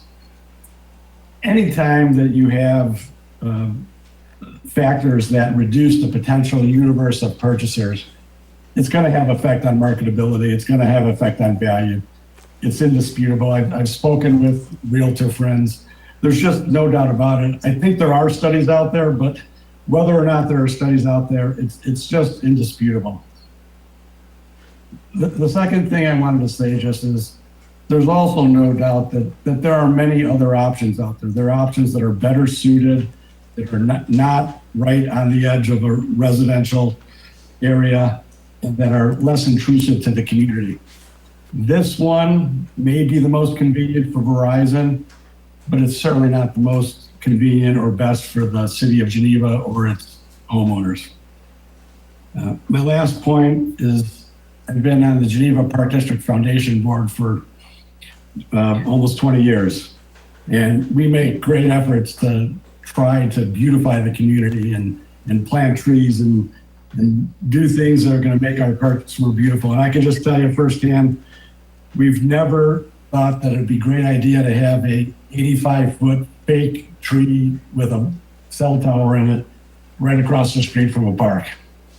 So I would, along with my neighbors, urge that you please deny this request for the special use, simply because the requirements have not been satisfied. All right, thank you, sir. Appreciate your comments. Anyone else virtually who wish to speak on this matter, please raise your hand on the application and you will be recognized to speak. No? Okay, one more time. So anyone online who's watching the meeting, if you wish to speak, please use the raise hand function on your application so we can recognize you to speak on this matter. All right, so there isn't anyone. So any additional comments from the public? All right, if you guys speak again, please be brief and add new things to the record or, you know, comments that have been said since you've spoken and you want to further elaborate on, but please be brief. Thank you. Perfect. Bob Wagner, Crystal Tree Court. I'd merely like to enter into evidence a study. Oh, certainly that you can do. That does say property values are impacted by cell towers. All right. We've also had that linked to the petition that was submitted with over 220 residents signing that. Yes, we have that petition. Yeah, Yes. so I just wanted to comment on that. A couple of comments here about who's going to profit. City of Geneva gets minor permit fees, probably not a big impact. Cellco partnership, New Jersey-based partnership that is building this tower. Mr. Dolan has a right to earn money. He's from Missouri. Verizon is New York-based. There's nobody in Geneva that's going to profit from this. So if anybody has that concern, did a little bit of research, that's what I found. Thank you. All right, thank you. Anyone else? All right, no other public comment? All right, Mr. Dolan, you have an opportunity to speak. Thank you, Mr. Chairman. Yep. Yeah, a lot of the, heartfelt comments from the residents and a lot of concern over the cell site. 20 years of doing this, there is oftentimes a lot of concern in the beginning. There's a lot of concern that bad things will happen. It's not been my experience in 20 years. People, they're sensitive to it when it's new. They're sensitive to it when they're approached with a new site. The benefits of the cell tower have been demonstrated. We've showed our need. We've demonstrated our need and of capacity. And a lot of the residents have stated, rightfully so, that Verizon has good coverage in the area. The concern is not coverage, the concern is capacity. The two neighboring sites are being outstripped. Their capacity is reaching the max, which means that coverage problems are coming without this new site. So that's what we've demonstrated our need and demonstrated why higher ranked sites within the city of Geneva don't work for this site. We've gone to a stealth option. We will have co-location if another carrier comes in this area, AT&T, T-Mobile, we'll have space for them. Their antennas will also be concealed within the pole. There'll be no additional antennas, no additional cables that'll be viewed from the outside. So it's the site, it's good for the community, it's good for the greater city of Geneva. Again, when people are buying homes, it's rare. It's rare when they have hardwired phones installed in their new homes. They sometimes do it when they don't have good cell phone coverage, but the newer buyers are taking their cell phones and they're not calling phone company to install hardwire phones. So I think we had a 3-hour meeting last time. We have a 2-hour meeting now. I think I've made my points. I know certainly the residents have made their points. Again, I think we've demonstrated our need for the cell site and why it's good for the community. Mr. Dolan, is there any additional materials you feel you need to submit versus what you've heard on this meeting? No new information was brought up at this meeting that we haven't addressed in the supplement that was shared with the board earlier and with the the original petition. We did obtain additional testimony from the RF engineer at Verizon, but I think we've presented our case, and I think that we meet the standard. Okay, so you're not willing or want to add any additional information to your application?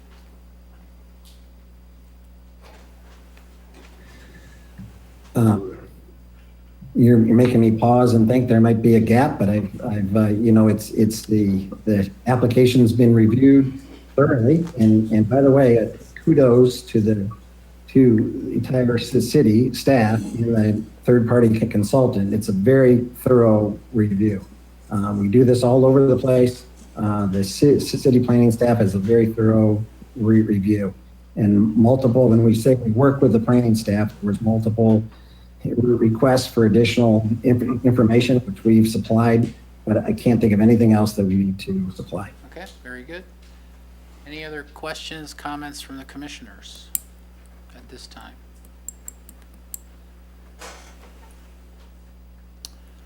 No? You had your opportunity. Now, with the B&B school, we wrapped it up with the applicant, so Ready for a motion? I'm looking for a motion on that. Miss,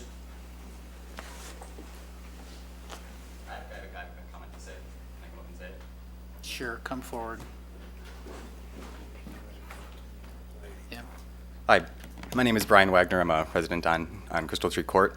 And just in response to what Mr. Dolan said about having demonstrated a need for the cell tower, I remember last week he said that there were models and projections, I believe are the two terms used, to come up with get this proposed solution. And I remember him saying that there were no in-house data collected, so that it was purely projections and models. And I just want to bring up a quote. It's a very common quote in statistics. I'm not sure if you've heard it. It's all models are wrong, some are useful. And so that's just a food for thought there. Thank you. All right, thank you. Mr. Dolan, you care to comment on anything that he stated? Well, the facts are clear that the two existing cell sites are breaking. The sectors are breaking, they're at capacity, and that's a fact at Verizon Wireless.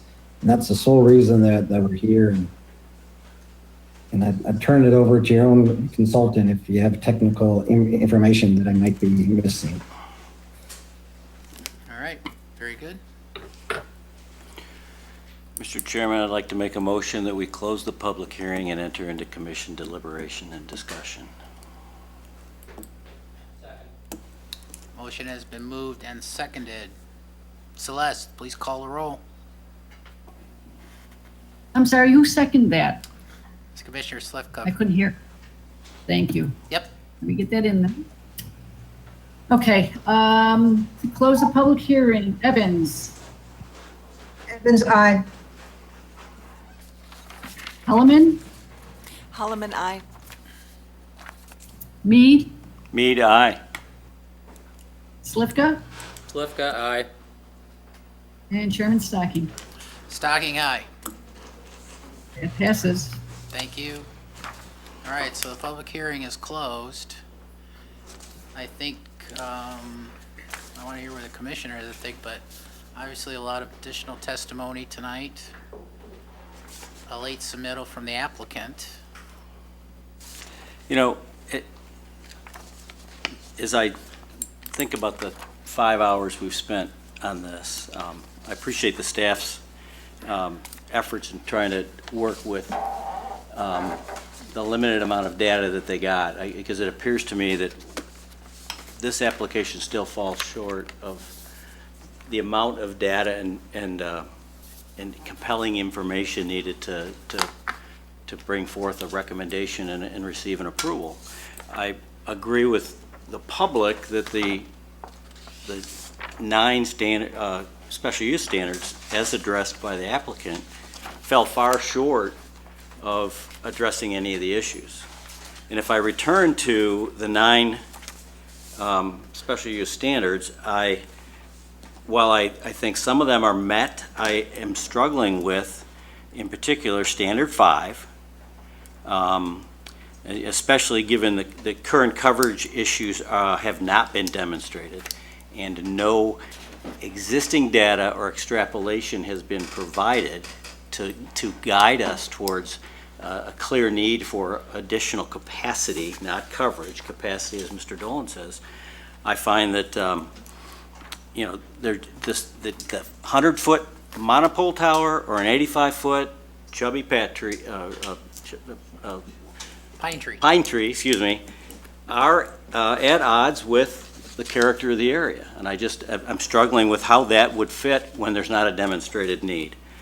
Also, standard 8, if you look at that standard, which deals with the proposed structures comply with all regulations of the city, it just feels like their efforts to come up with this solution, the applicant's efforts, leave a lot to be desired. And I personally would think that there needs to be more effort expended to determining what other alternatives or other locations.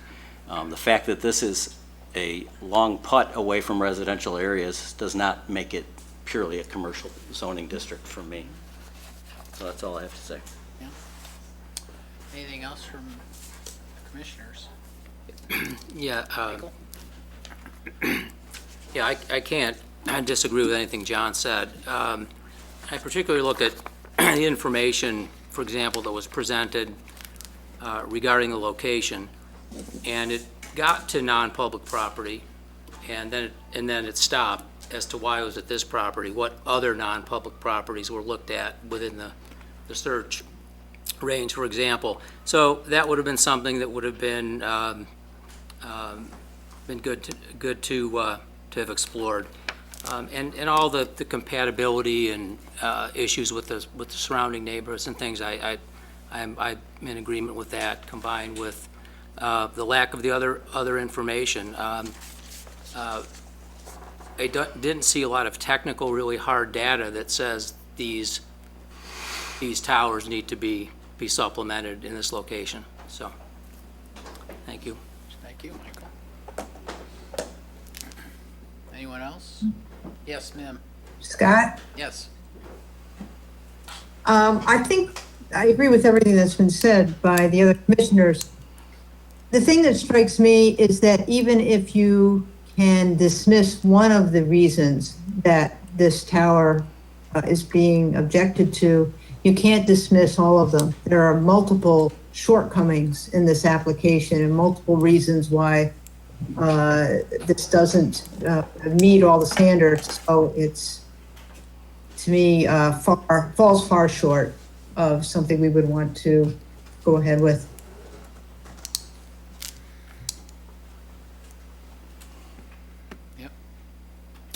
So I'm going to make a recommendation that, just given the vast record and trying to formulate our final decision on this, so we give staff time to formulate it and put it before us in a meeting in the future. So again, because of all the late testimony, I think we need to put it all down. I agree with things that were said. I mean, I think in general,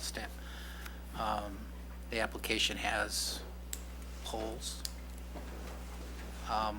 And I think we need to button it up and write it up and then review it. Again, I just got these materials, some of these materials I just got as I walked into the meeting today, so.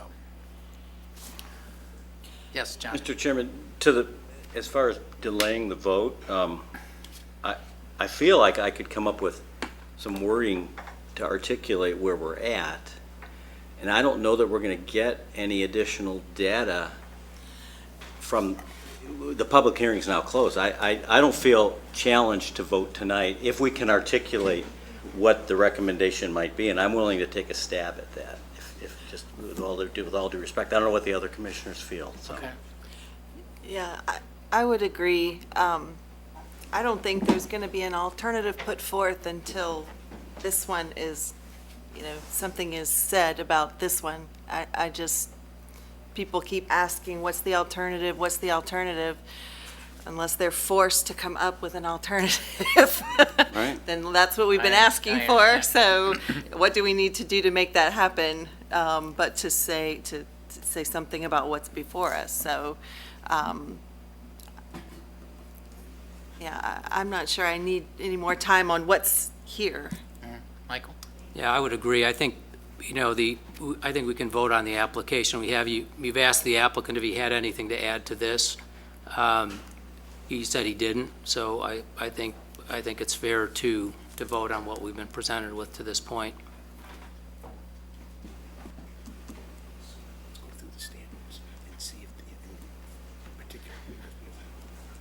Yeah, yeah. Yeah, we're gonna have to do that. So I think individually on the 9 standards, we're just gonna, if we're gonna do it in the meeting, that's kind of what, we can do that and make findings, so, Well, we have the findings of fact of the staff's report, correct? unless there are particular ones we don't agree with, because the staff in some of them says it's not met, and in others they say they're met. If we could walk through it, right? Right, that's what we need to do. Yeah, if there's any standards that the commission would like to amend or elaborate on, Right. you just need to make that record clear. And as far as the actual request or vote, my inclination would be to take the request and supplement it with the definition of what's being proposed, either an 85-foot pine pole or a 100-foot concealed monopole, subject to the findings of fact as we Correct. articulate them, and further subject to the 4 conditions on page 5 of the cityscape letter, which was recommended that the city incorporate into the approval. So I think we've not specifically talked about them, but I don't see any of them are at odds with where we're going here, so.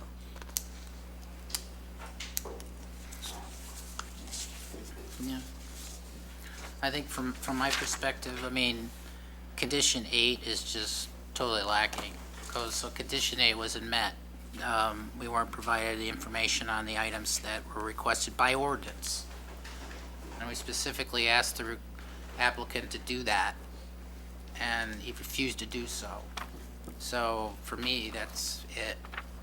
You gotta meet the ordinance requirements. It shouldn't, from my Right. perspective, he's given an opportunity to present and provide additional findings. But usually staff has that buttoned up before we even see it. Right. And in this case, that wasn't the case, and that certainly is right, but it didn't provide a very conducive public hearing, let's just call it that, for finding things. We had to constantly explore to find facts, whereas we didn't have them in front of us right from the get-go. Right. And Mr. Chairman, so I agree 100% with what you just said, and that makes the final statement in that findings of fact and that standard applicable. The city staff says, however, the applicant does not explain why each of the higher ranked options are not technically feasible, practical, and or justified. So they've taken the position that that's not met, and so I think that can stand on its own. And I don't think what we've got in the record has changed that Correct. significantly. Agreed. There are still gaps in that finding. Agreed.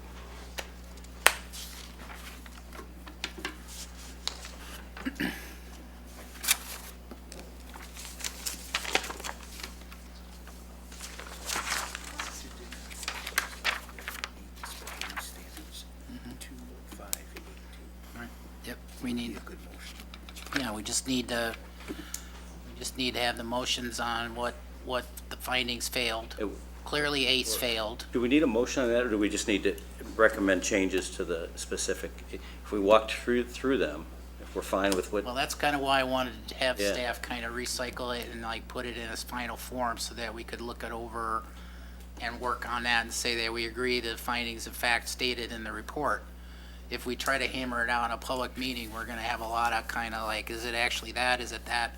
And it may get worn out. I mean, I think staff understands what our intent is. And again, I think we agree with the findings that staff made in the report. I just think they need to flush it out.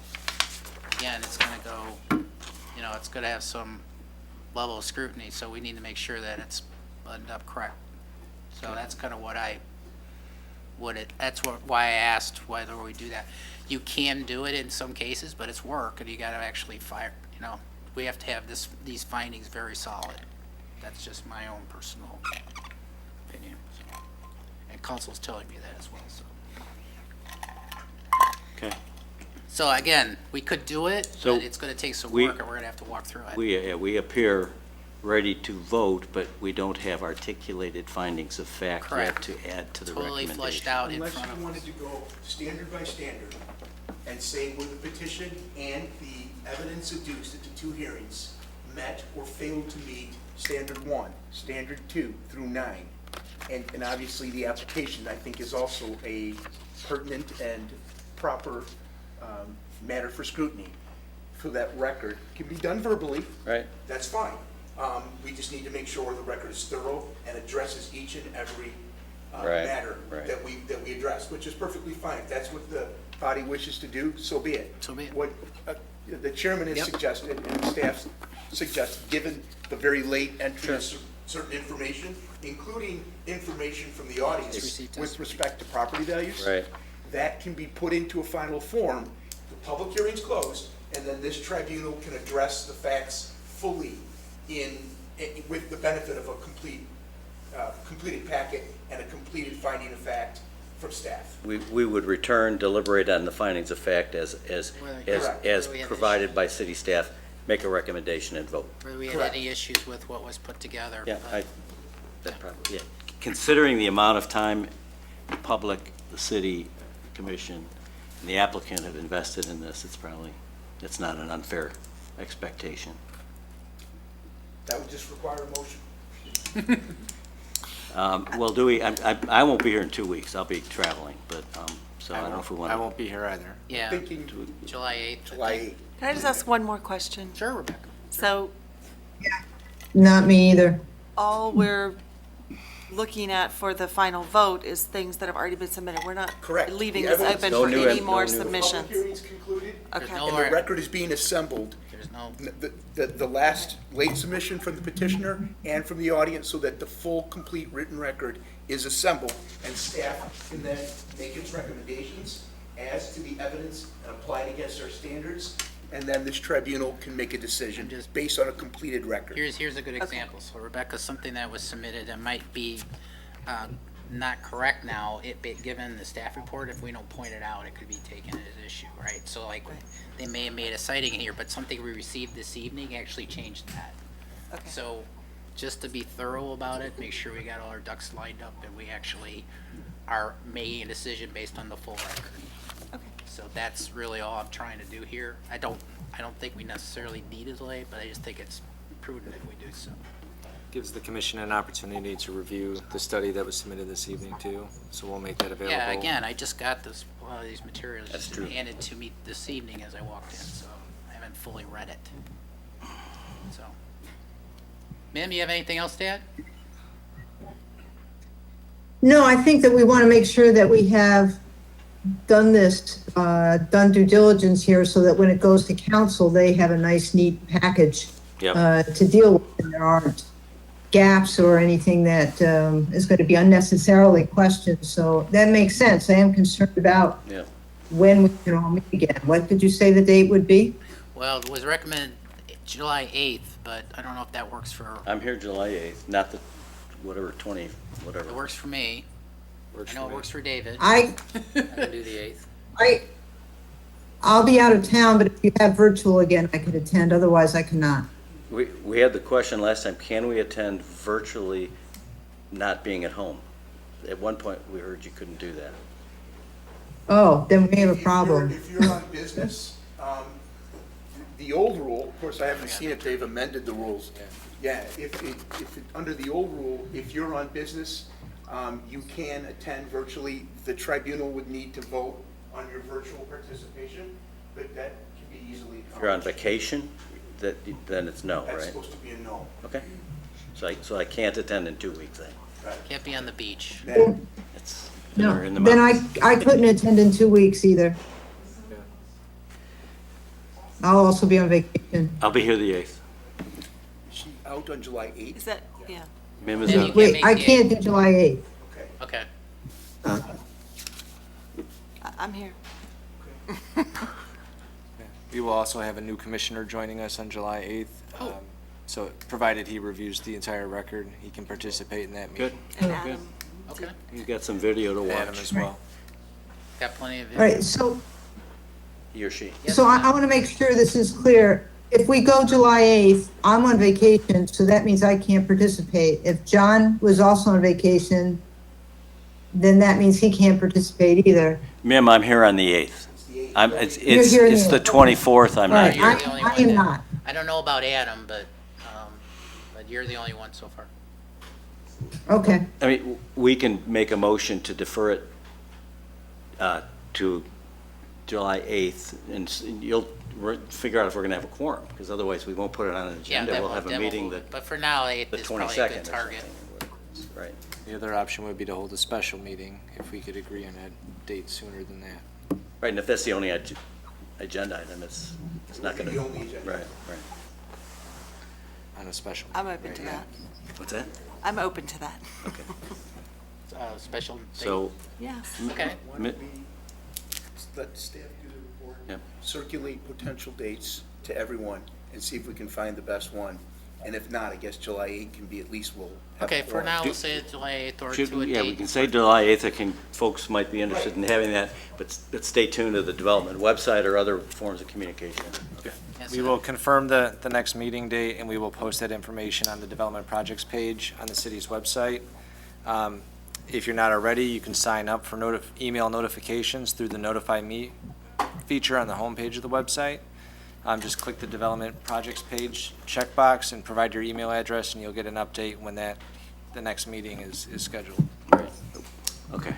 Mr. Chairman, I'd like to make a motion that deliberation on this agenda item be deferred to the July 8th, 2021 Planning and Zoning Commission regularly scheduled meeting. Second. Seconded by Slivka. Celeste, please call the roll. Okay.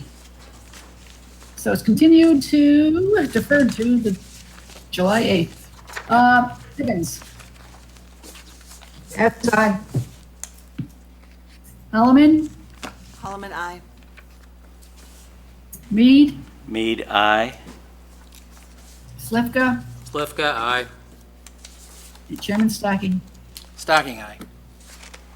Okay, It so, passes. thank you, Celeste. Okay, so it's scheduled for now for July 8th. We'll definitely post it on the site if that date changes, but for now, that's the date we will consider the opinion and vote, hopefully. Thanks, everybody, for participating. Appreciate it. Thank you. And as well as virtual, thanks for everybody that participated virtually.